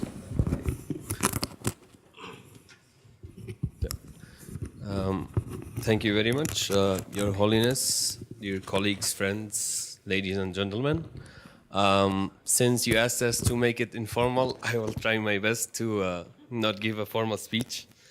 We are really honored and thrilled to be in this holy compound and be able to have this extraordinary opportunity to share our thoughts and our experiences with Your Holiness and with all these amazing people.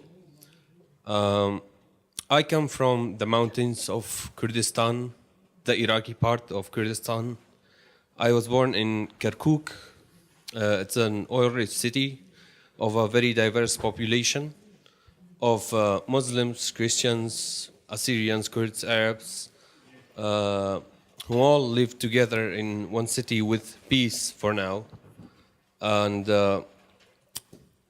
in 2009, when I was a 14-year-old kid just playing video games, I remember one day we had 9 explosions since 6 a.m.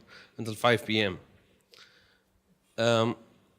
As I said, I was playing video games when one of the bombs, one of the cars exploded less than 100 meters away from my grandma's house.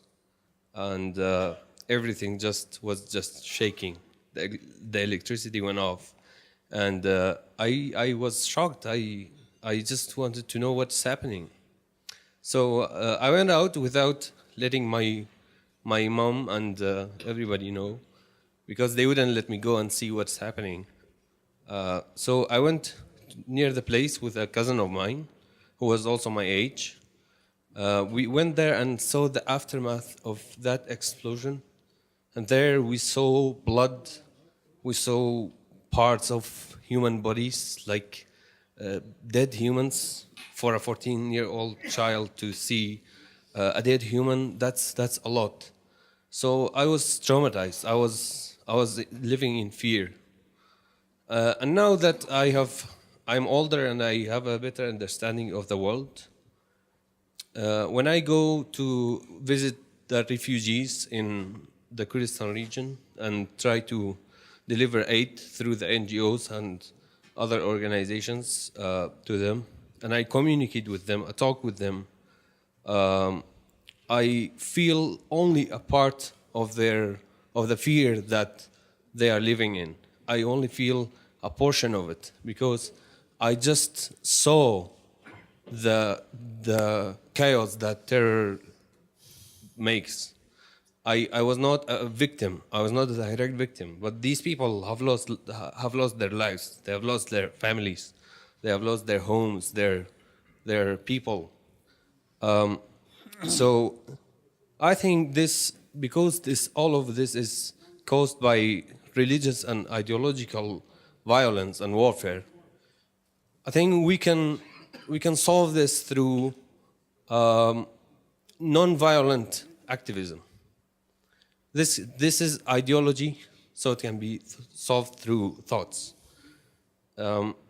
So me and all of my colleagues, I think everybody here, are here today because we want to learn, because we want to serve the holy goal of Your Holiness and all of us.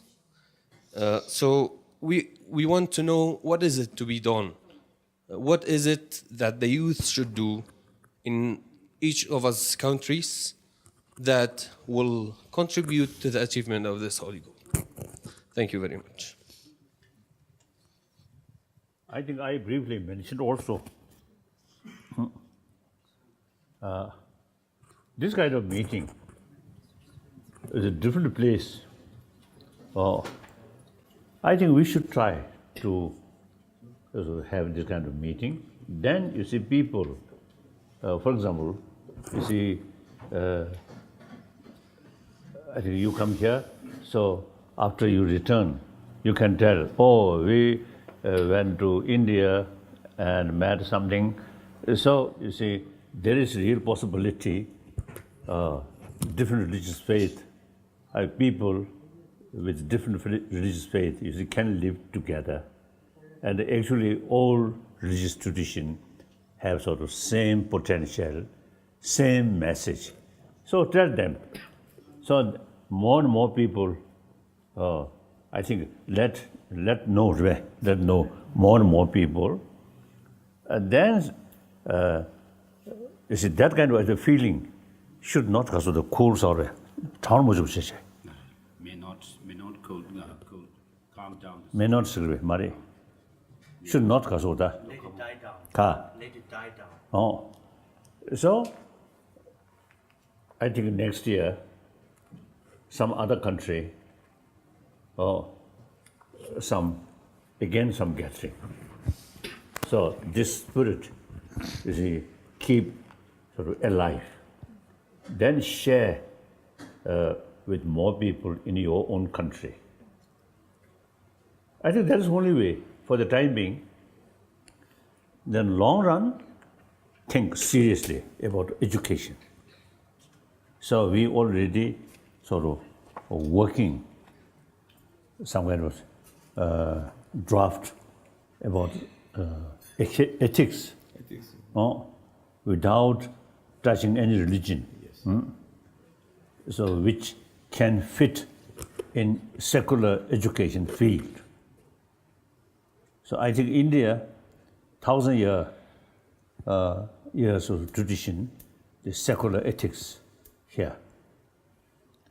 So India's constitution itself is based on secular. So according to Indian understanding, secular means respect all religions and also non-believer. That is something unique. And that not only the ancient sort of Indian tradition, but also very relevant to today's world. So we are working. So eventually, let's say the small pockets, that kind of sort of secular, how should I mean, curriculum. A curriculum, which you see the emphasis, importance of secular ethics. One school carry as a sort of experiment, and we'll see.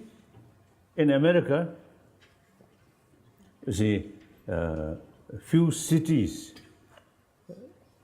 since I think last few years, I think already they developed the very name of the city they call city of kindness, city of compassion.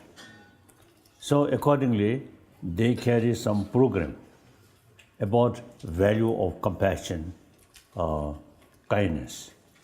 So they already found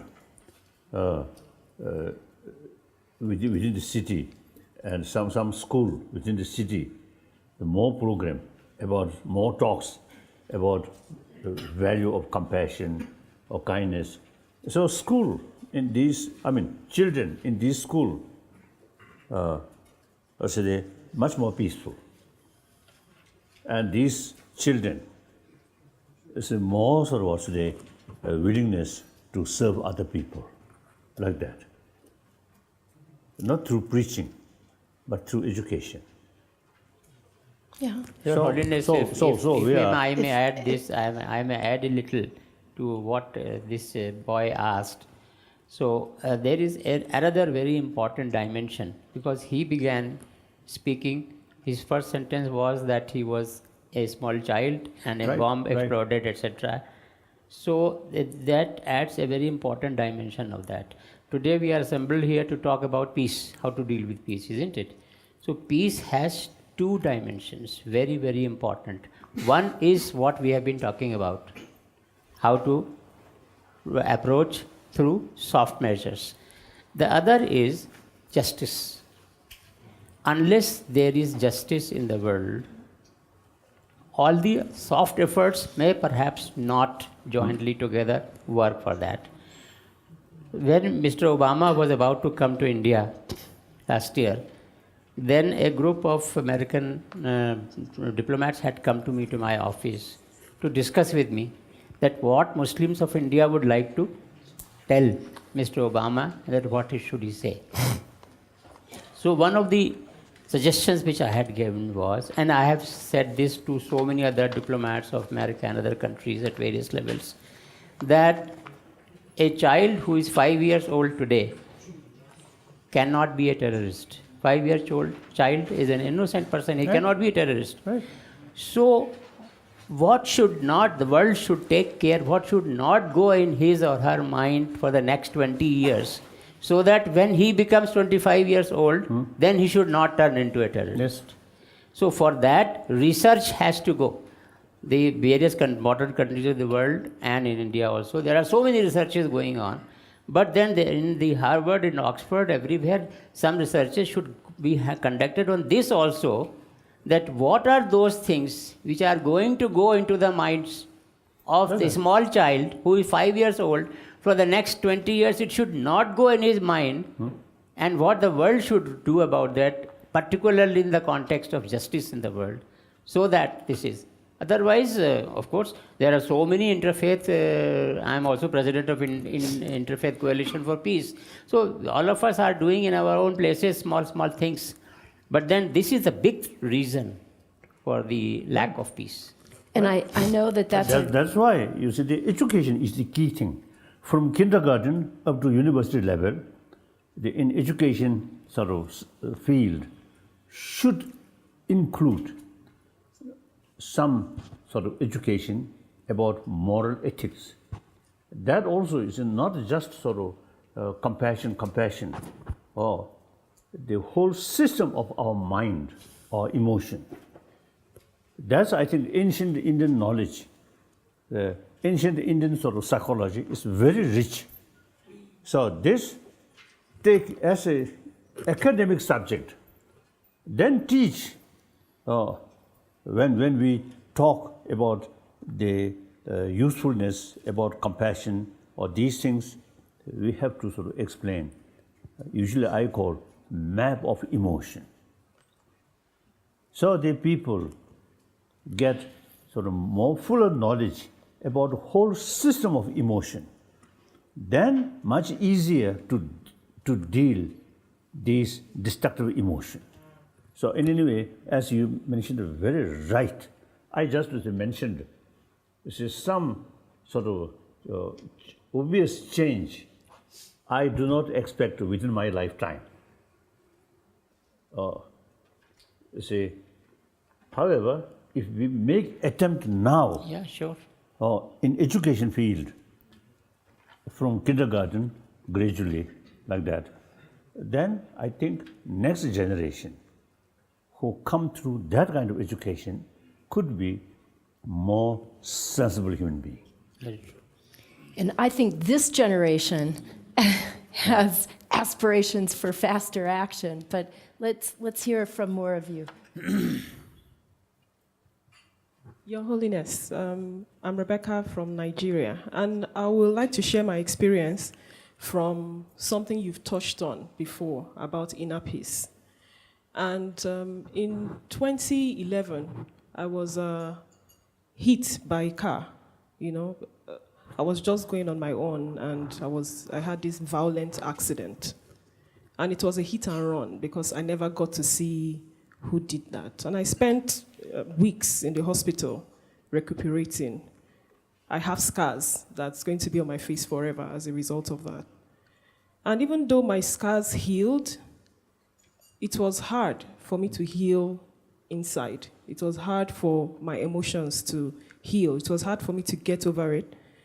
And I just wished that I had an opportunity to talk to the person who did this to me, to let the person know that this is what you've done, this is how I feel about it, this is the impact it has on me.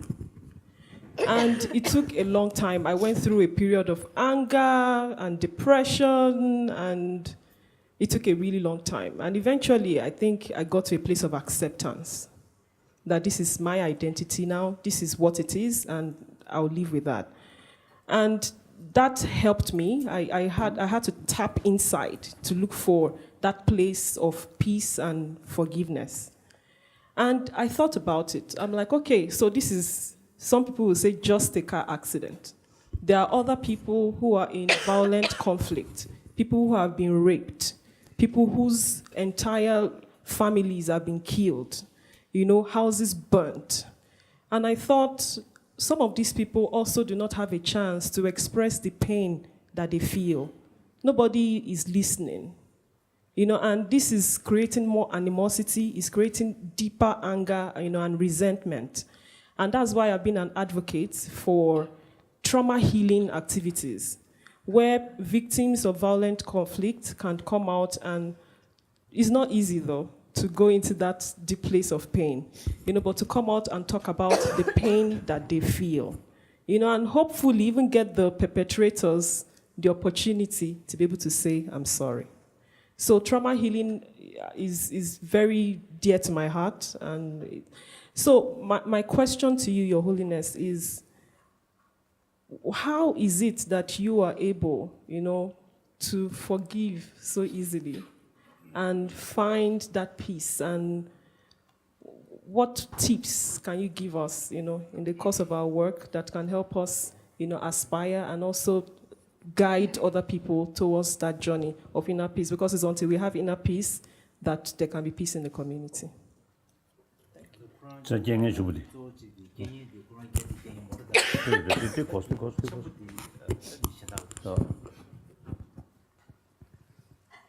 So one of my friend in Australia had a similar, his car, somehow, the similar thing happened.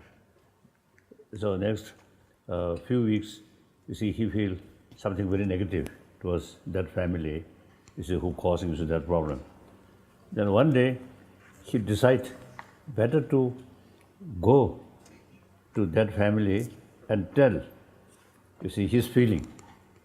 So one day, he done that, and after that, he feels something much sort of calm or kasota. He feels sort of much calmer, like that. And then one of my great friend, sometimes I describe my hero, one Northern Islander, one person.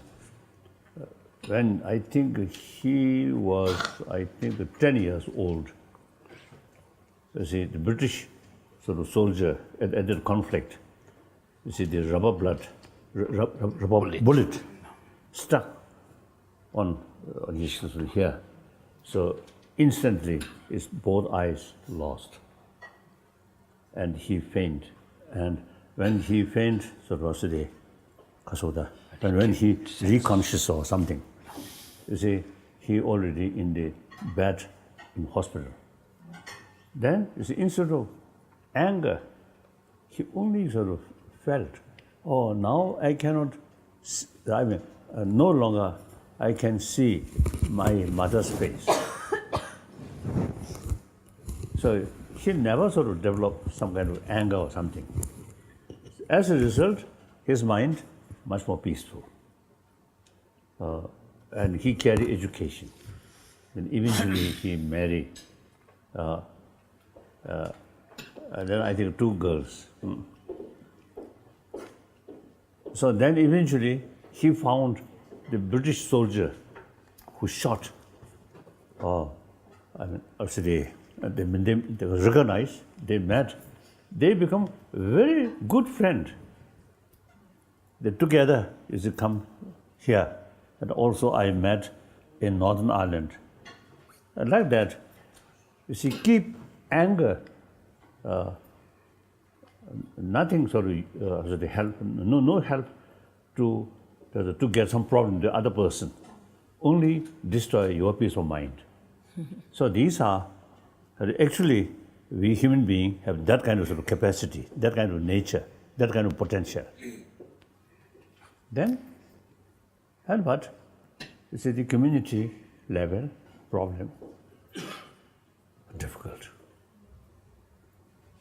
Just as I mentioned, I think to you, best thing is escape. I'll remind you that Prophet Muhammad, Oh. Prophet Muhammad's Holiness, Prophet Muhammad, he used to pass through some lane every day. So there was an old woman who was having some animosity with him. So she, on the first floor from the roof, she would throw trash on him while he is passing. So he will not even look at her. He'll simply dust his clothes and move forward. That he used to do every day, and she will repeat the same thing every day. After several weeks, when he was once going, so he was expecting now the trash will come down. So the trash did not come down.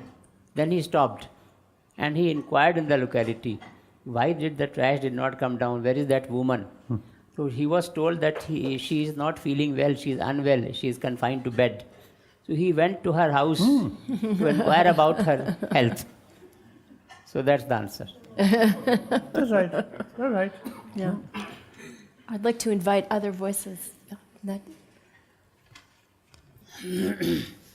Thank you, Your Holiness. I have a question for you. You earlier talked about engaging even people who were violent and that were engaged in violent extremism. In my country, Tunisia, a lot of youth went to conflict zones, to Syria and to Libya, and they joined ISIS. And Tunisia, although it's a small country in terms of population, but we have one of the highest rates of youth jihadists in the world. And now in my country, we have a lot of returnees coming back from Syria and from Libya to Tunisia. And I've been thinking about some of Tunisian peace builders about a way to engage them again in the society. But we have this concern. We were thinking if these people who decided to go to jihad, to kill other people in the name of God, can they really be re-engaged in the society? Can they have the mental capacity and acceptance to reintegrate again in the society? So I would like to ask you about your opinion about that. Thank you, Holiness. Basically, as I mentioned earlier, we human beings, you see, the same way born and the same way grown up. But then, because of the environment and the circumstances, you see, create such sort of merciless person. For immediate, I don't know. Very difficult, very difficult. As I mentioned earlier, you see, I think the 2 days, a lot of violence, a lot of killing. You see, there are sort of way of thinking, the mentality, way of thinking, I think reach certain level. That also, I think, environment, and I think from government level to community level, force is something, let's say, the effective answer or method. I think that we have to, change that kind of way of thinking or mentality. That through education. The government level cannot do that. Education level. So I don't know. So difficult. So only, as I mentioned earlier, sort of my effort without any expectation within my lifetime or some nice things come. No.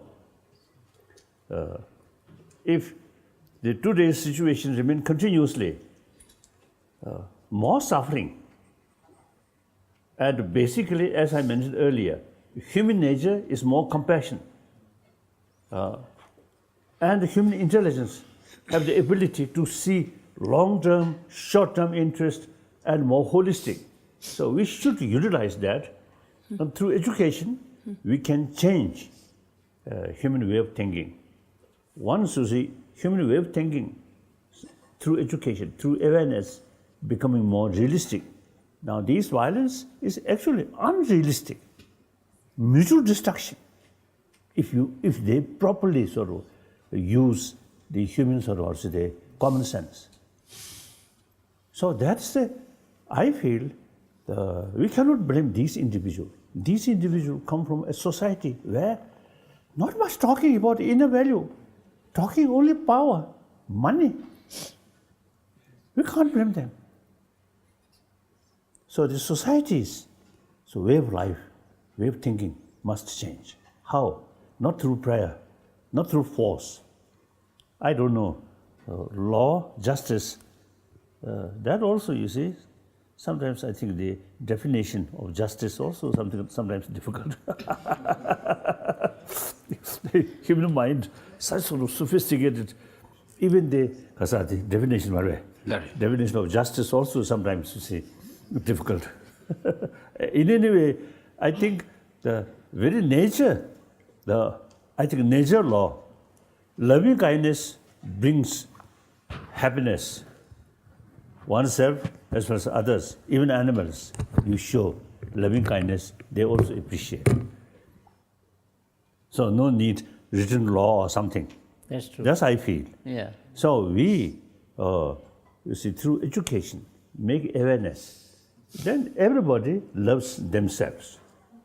So the best way to to develop happy individual, this inner value is the key factor. So through awareness, through education, not through religion. That's my view. So whether achieve or not, different question. Our generation, we have the moral responsibility. Make attempt, make effort, start now. Then, this is now 2016, where after 10 years, 2026, where then another 10 years, 2036, then I may disappear. So sometimes I jokingly say, telling people, you will begin the next century of your life then. So sometimes I jokingly say, telling, I want to share with you. I usually make generation of 20th century and generation of 21st century. So we both, the generation of 20th century. So our century already gone. Now the 21st century. These young people are 21st century. Oh, yes. So now, my generation, I think we create a lot of problem on this planet. So our work done.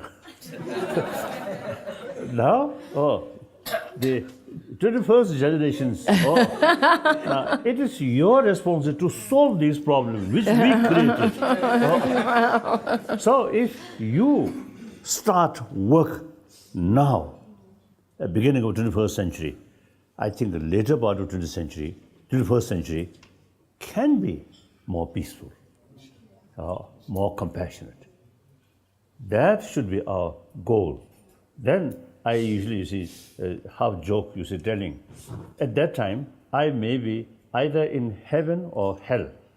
Even in the hell, I can seek vacation, come to world to see what is the 21st generation's people doing. If you carry similar way, killing like that, bully like that, then when I return to hell, I will report, oh, please expand hell, more expand. Because a lot of people ready to come.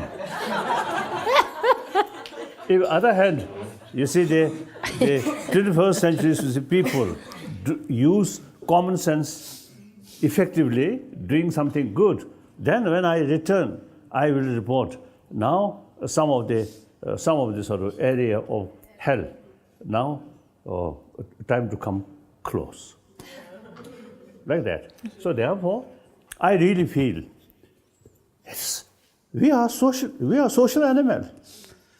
My own happiness, when I hear and see some nice things, I feel happy.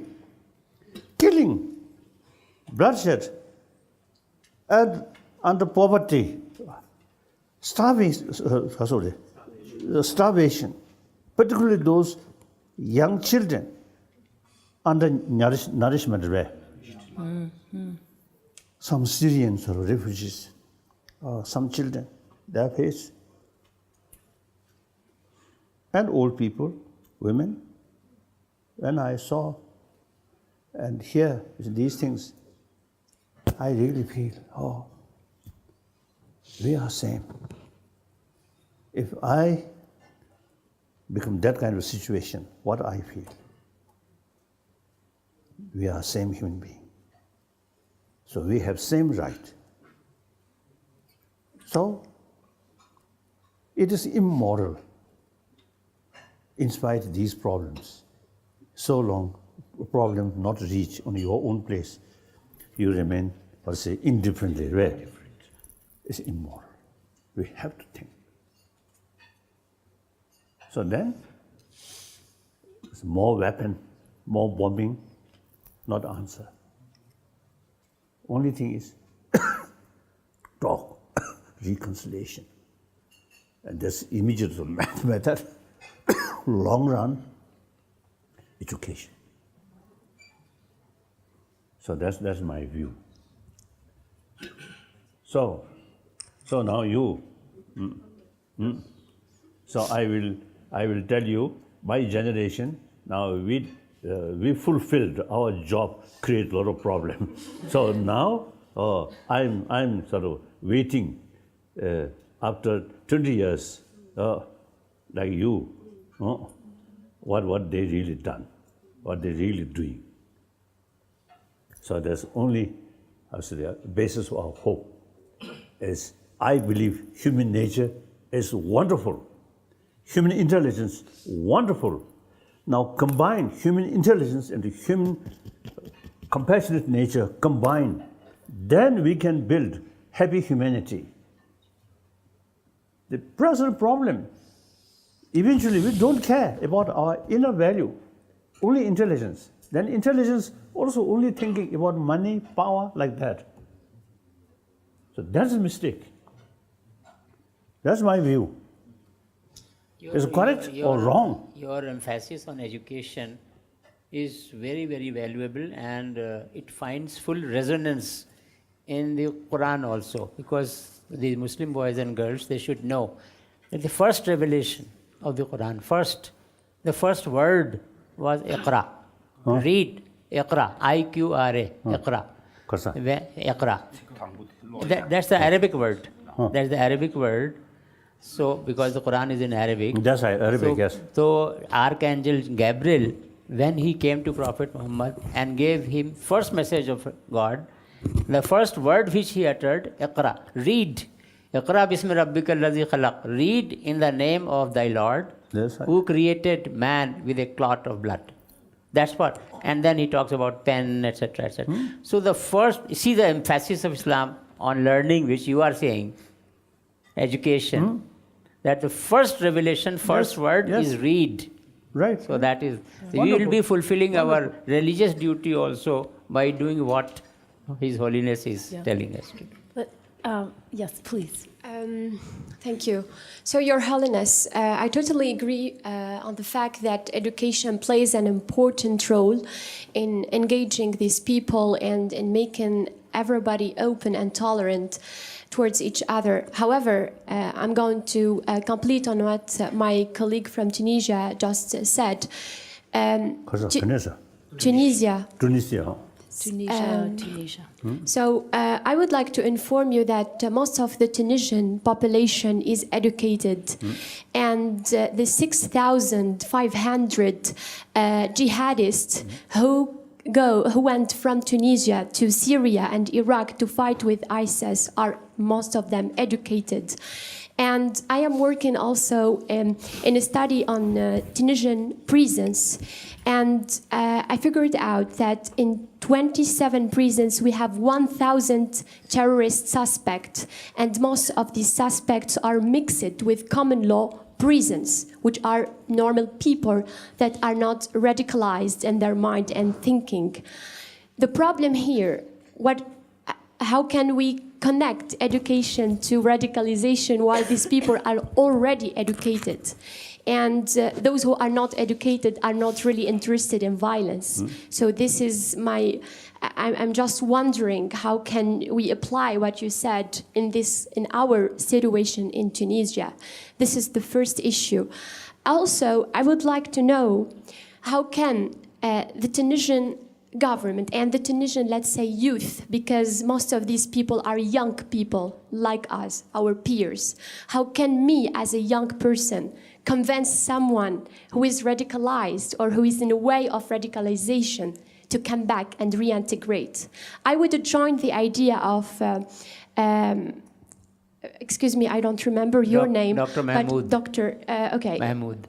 For the idea of justice, and mainly social justice. And I would say that in Tunisia, we are facing an identity crisis, and young people are not hopeful anymore. So there is the question of hope, of identity, and of recognition within the society and justice. and marginalization, especially for the young people who, after the revolution, are not even really integrated in power and decision making. Thank you very much. I think you mentioned these,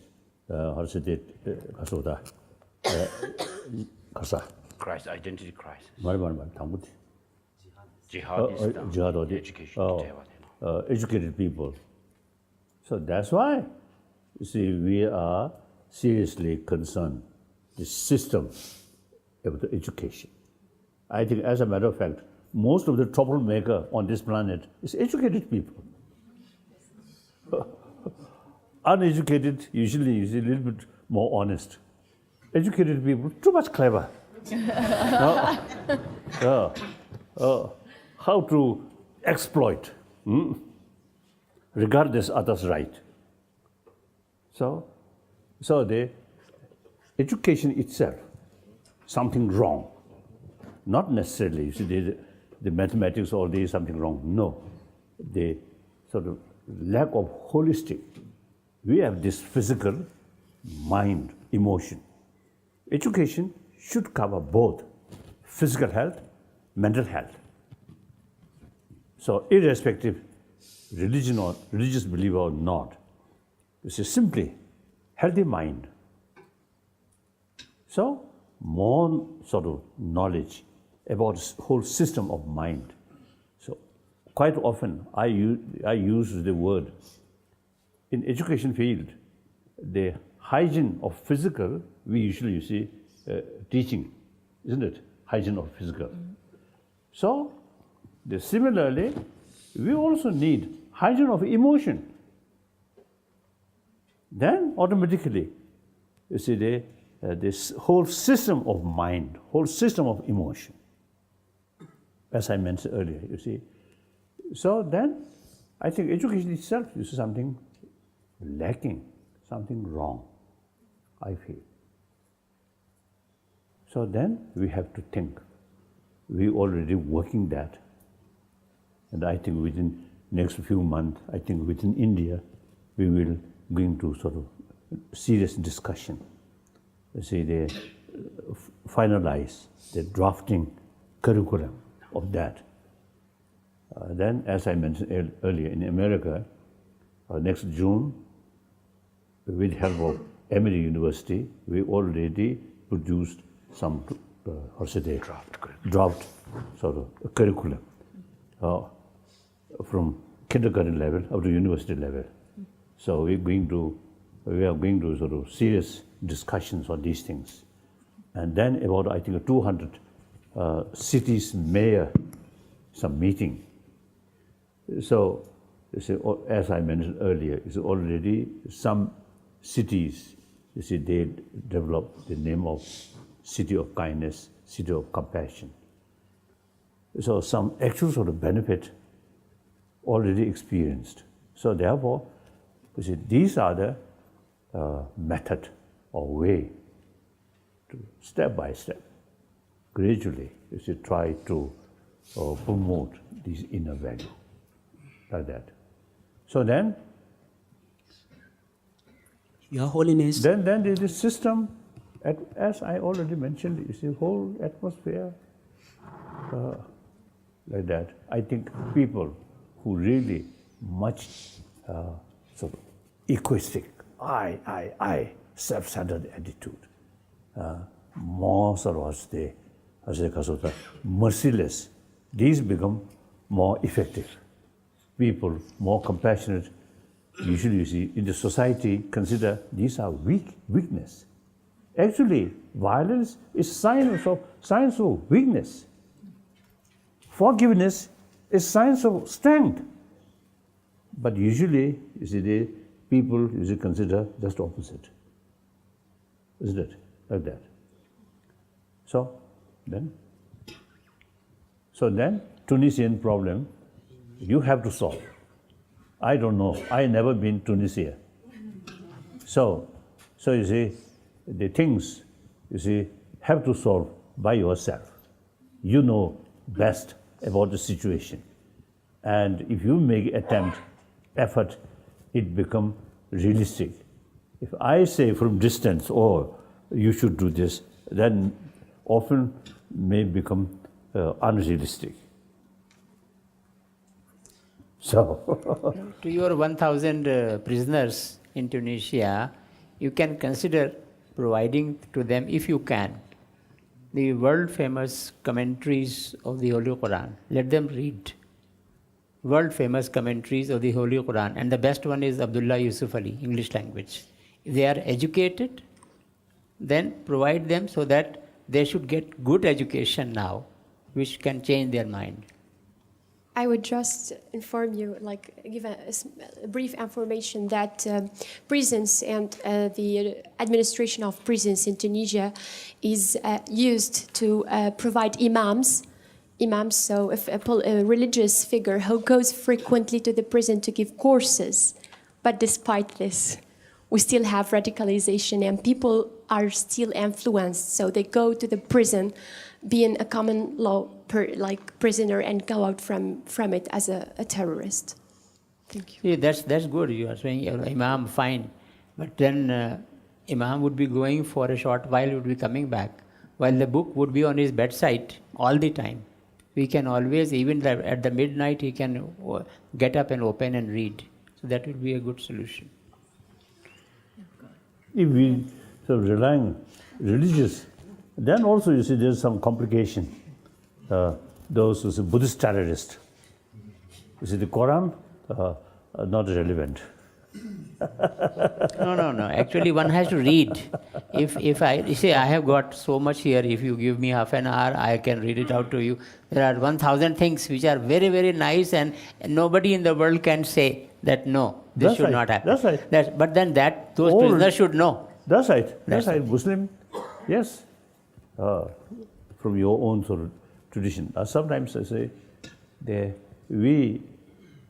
I think including Buddhist, we simply use the word of Buddhism or Islam or Hinduism or Christianity.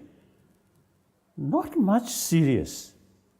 They practice or implement what you are sort of teaching. That's the problem. So they don't know first.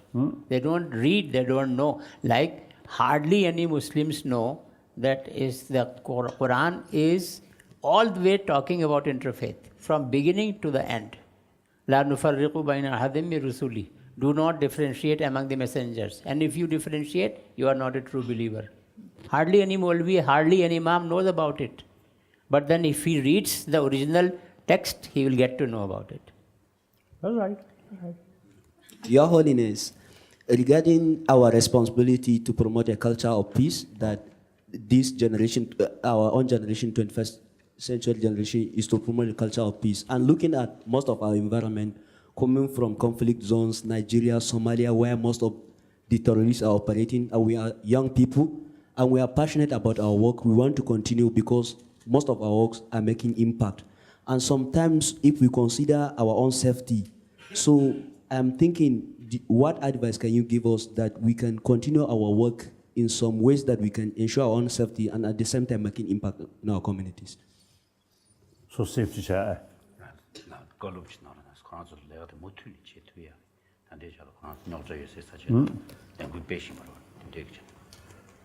I think I already mentioned. I think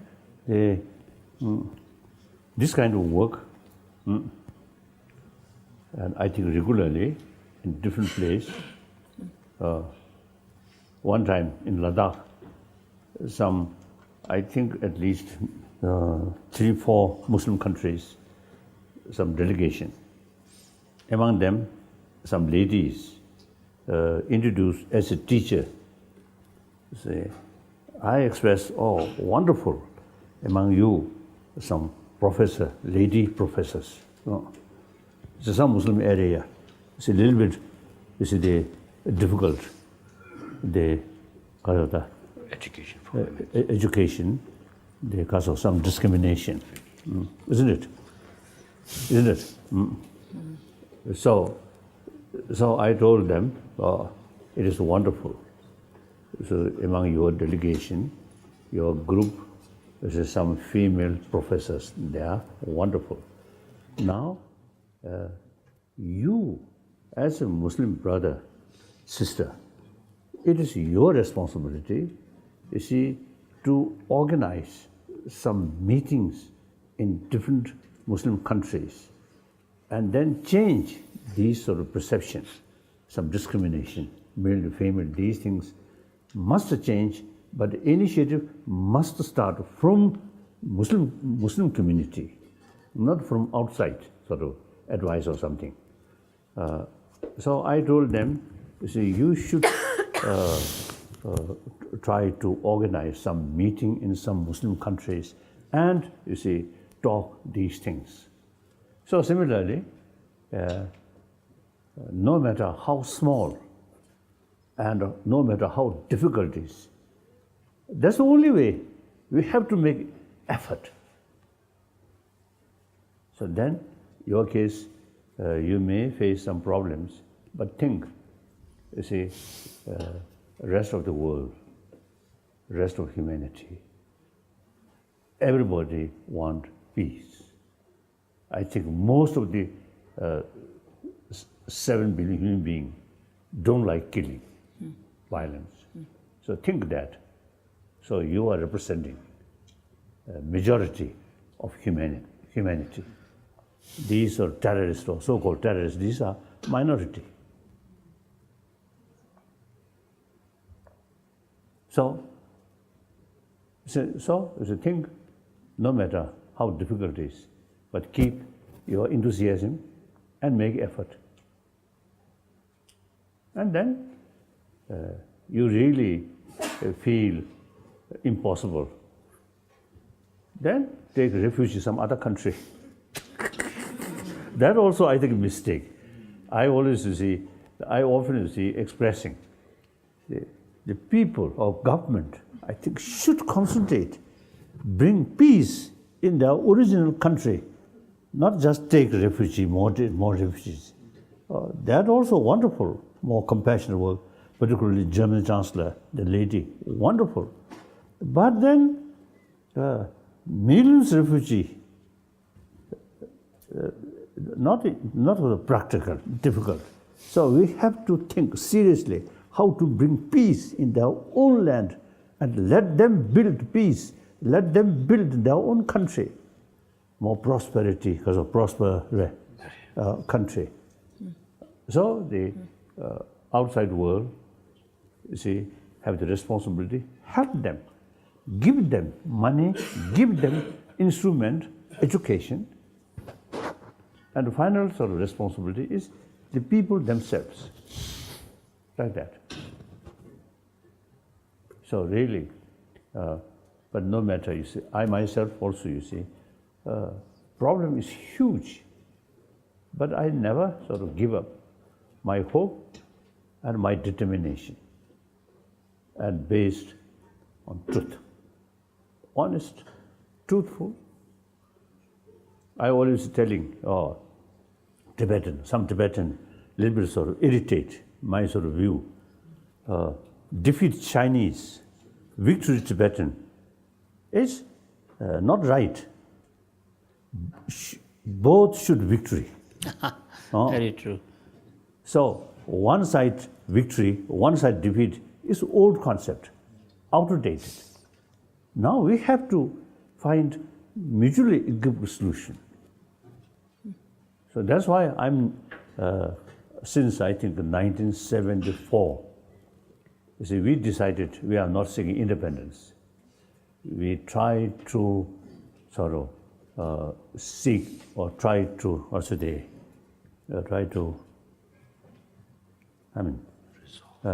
of that, try to find a solution that is mutually agreeable solution.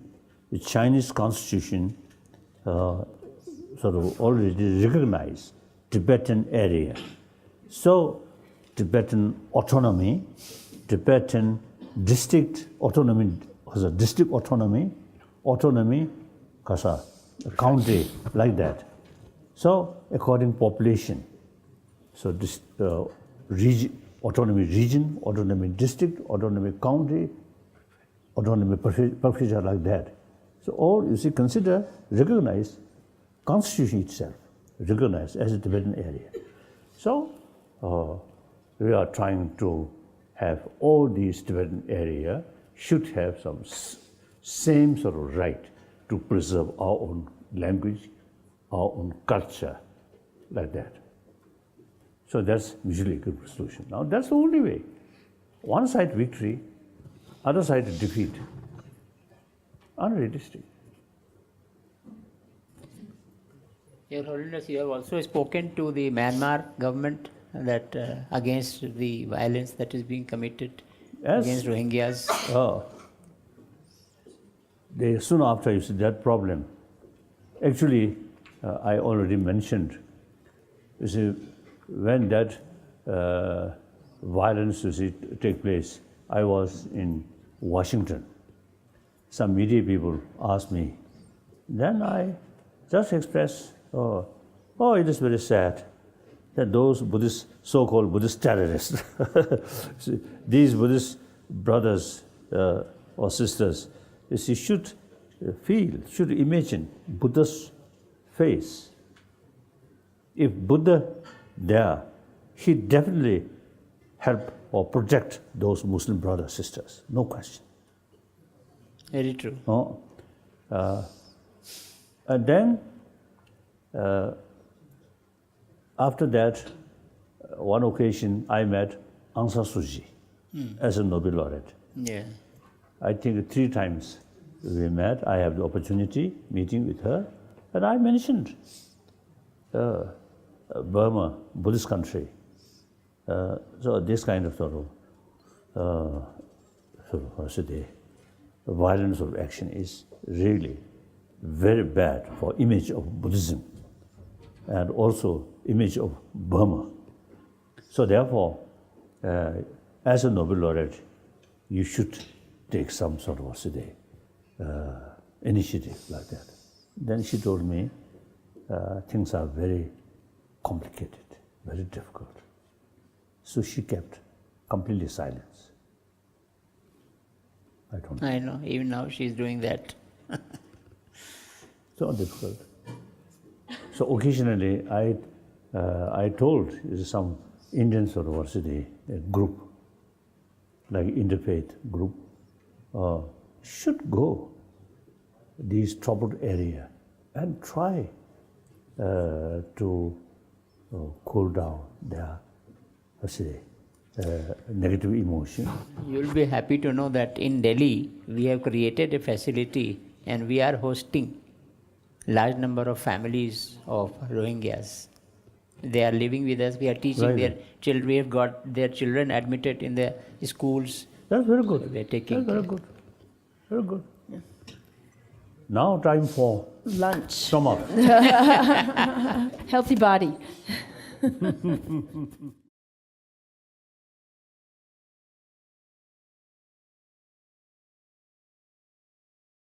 morning.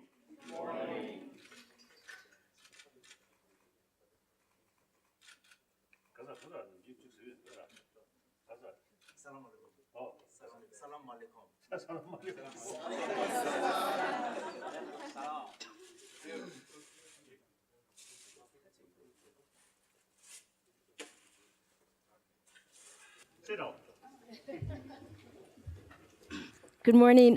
Your Holiness, we are so honored and delighted to have a chance to be here today for this conversation.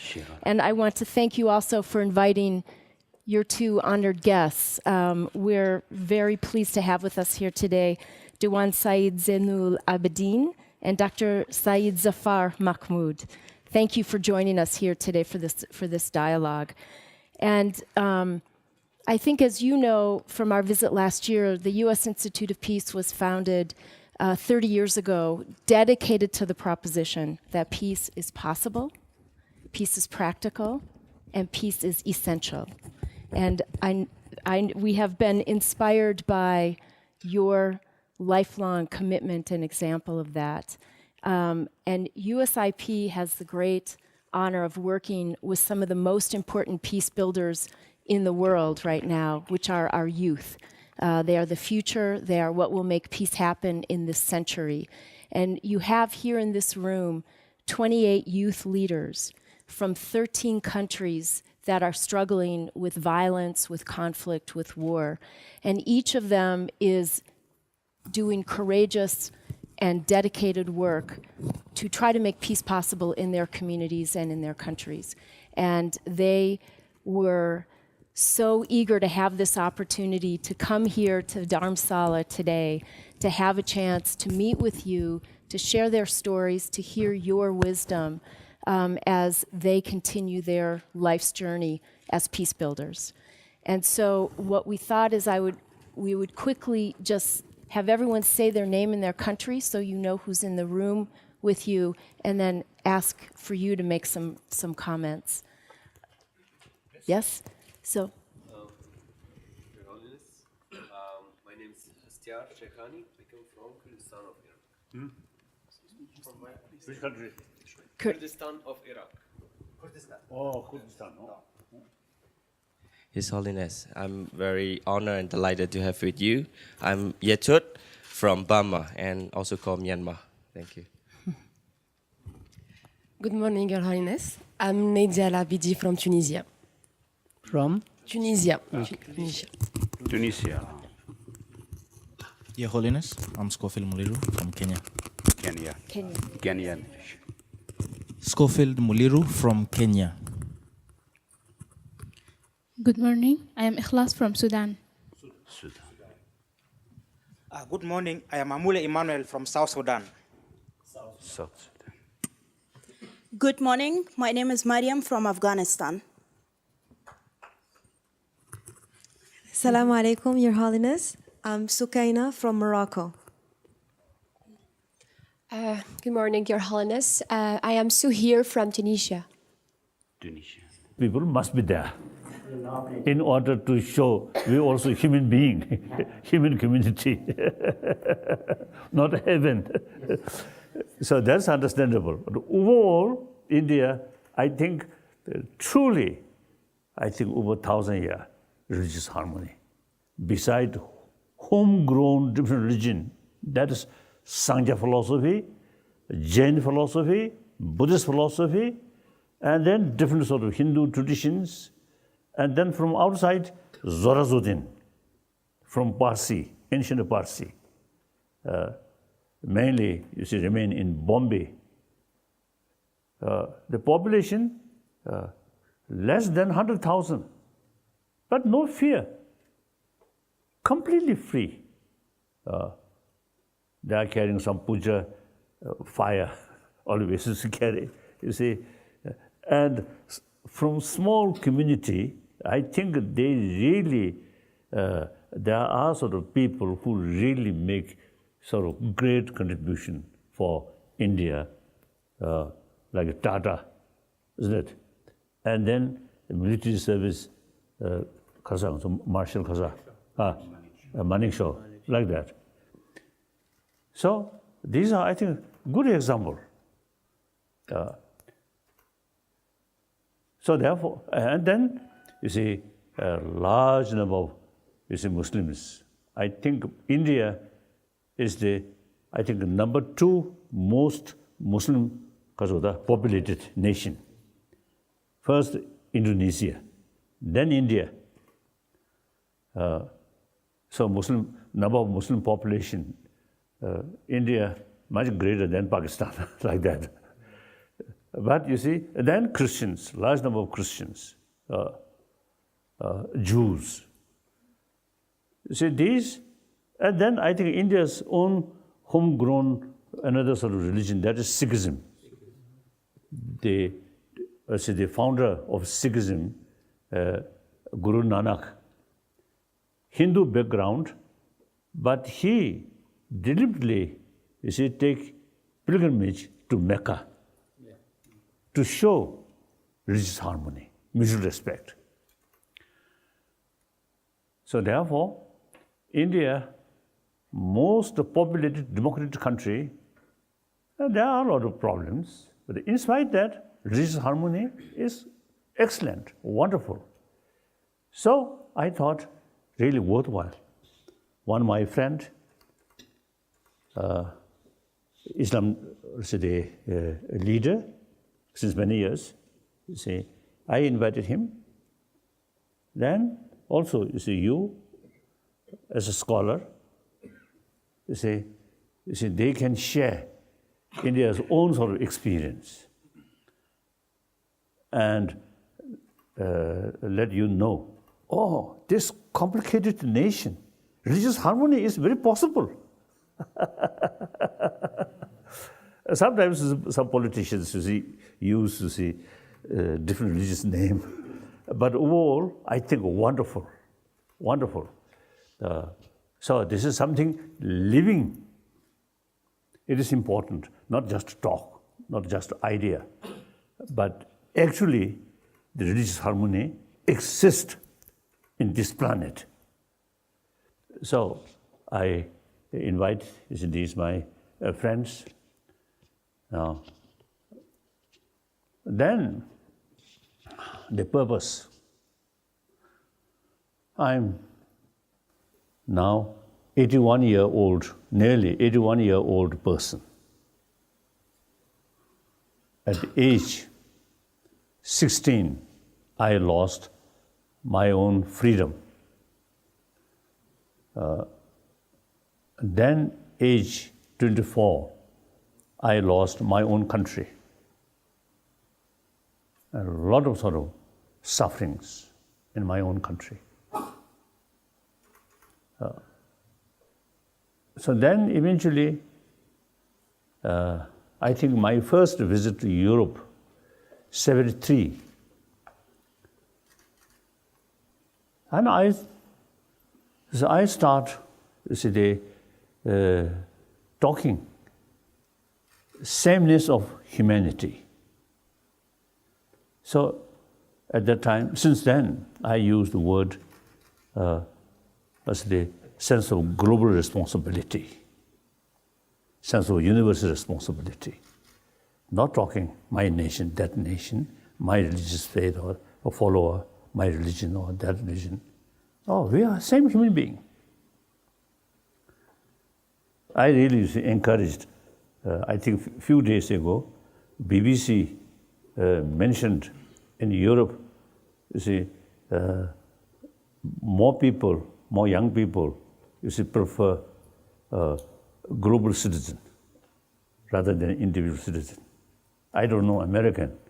I think a citizen of America.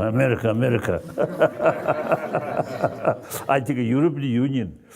I think the different nation, important, but they are sort of, actually, they carrying sort of, the spirit of European Union.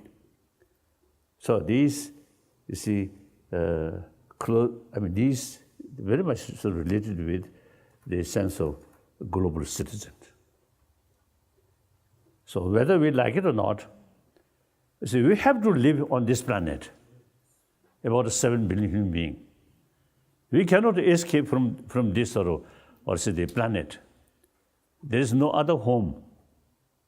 Moons, beautiful, during a night sky, beautiful. But if we try to go there and settle there, impossible. So only this planet.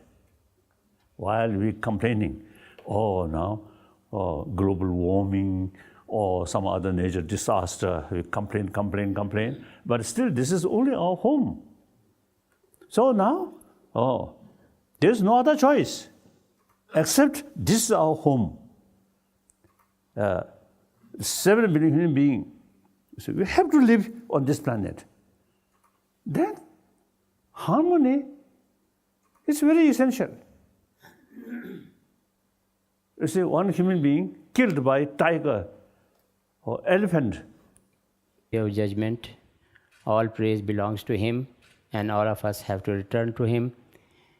We seek refuge in You from all evil in the world, and we pray to You that kindly guide us on the straight path, the path of those whom you have favored, and not of those who earn thine anger, nor of those who go astray. Amen. Amen.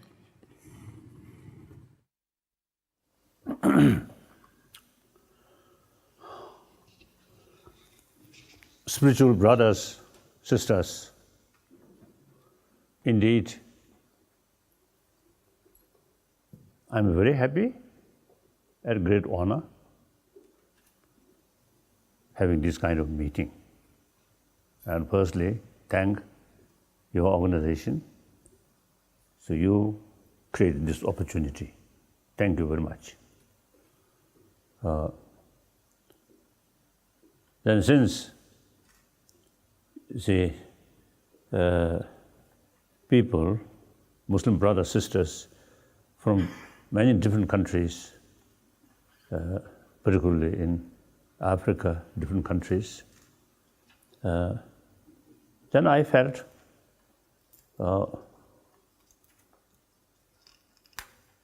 in the eyes of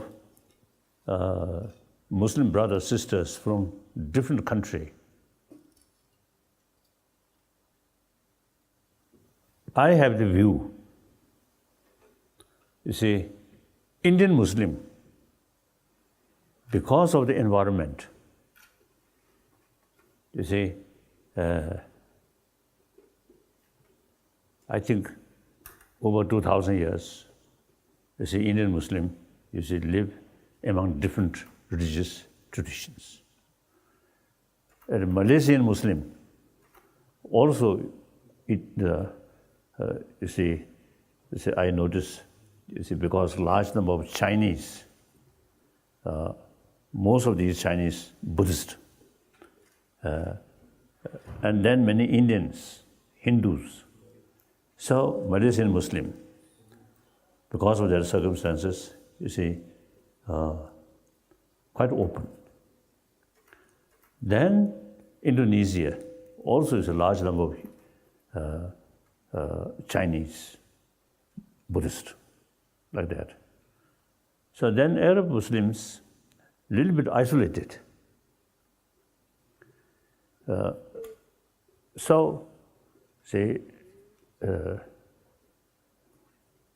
I always mentioning or refer, India is the living example where all major world religious traditions live together in the spirit of spiritual brotherhood, sisterhood.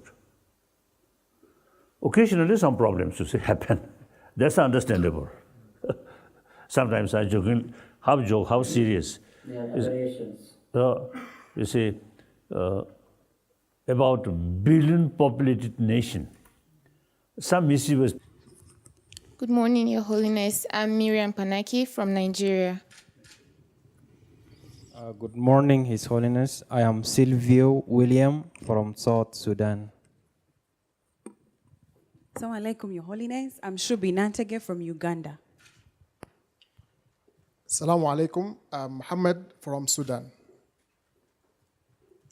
Good morning, Your Holiness. I'm Imran Alhaji Buba from Nigeria. Good morning. I'm Rebecca from Nigeria. Good morning, Your Holiness. Good morning, Your Holiness. I'm Asa from Iraq. Good morning, Your Honor. I'm Dida Simzirai from Kenya. Good morning, Your Holiness. I'm Harry Mulin from Burma. Good morning, Your Holiness. I am Ted from Burma. Assalamu alaikum. I am Nuria from Afghanistan. Good morning. I am Samuel from India. Good morning, Your Holiness. I'm Don Rowan from the United States. Your Holiness, Libby Lou from the U.S. Your Holiness, Diane Zeleny from the U.S.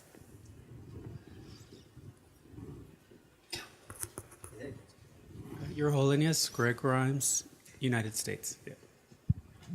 Your Holiness, Emil Bruno from the U.S. Assalamu alaikum, His Holiness. I'm Tenza from Myanmar. Yemen. Good morning. I'm Victoria from Nigeria. Good morning. I'm Michael Gerson from the U.S. Your Holiness, I'm Saji from Sri Lanka. Your Holiness, my name is Daniel Pincus from the United States. Your Holiness, my name is Katie Schuler from the U.S. Assalamu alaikum. My name is Ahmed Haji from Uganda. Assalamu alaikum. My name is Muad Azugar from Morocco.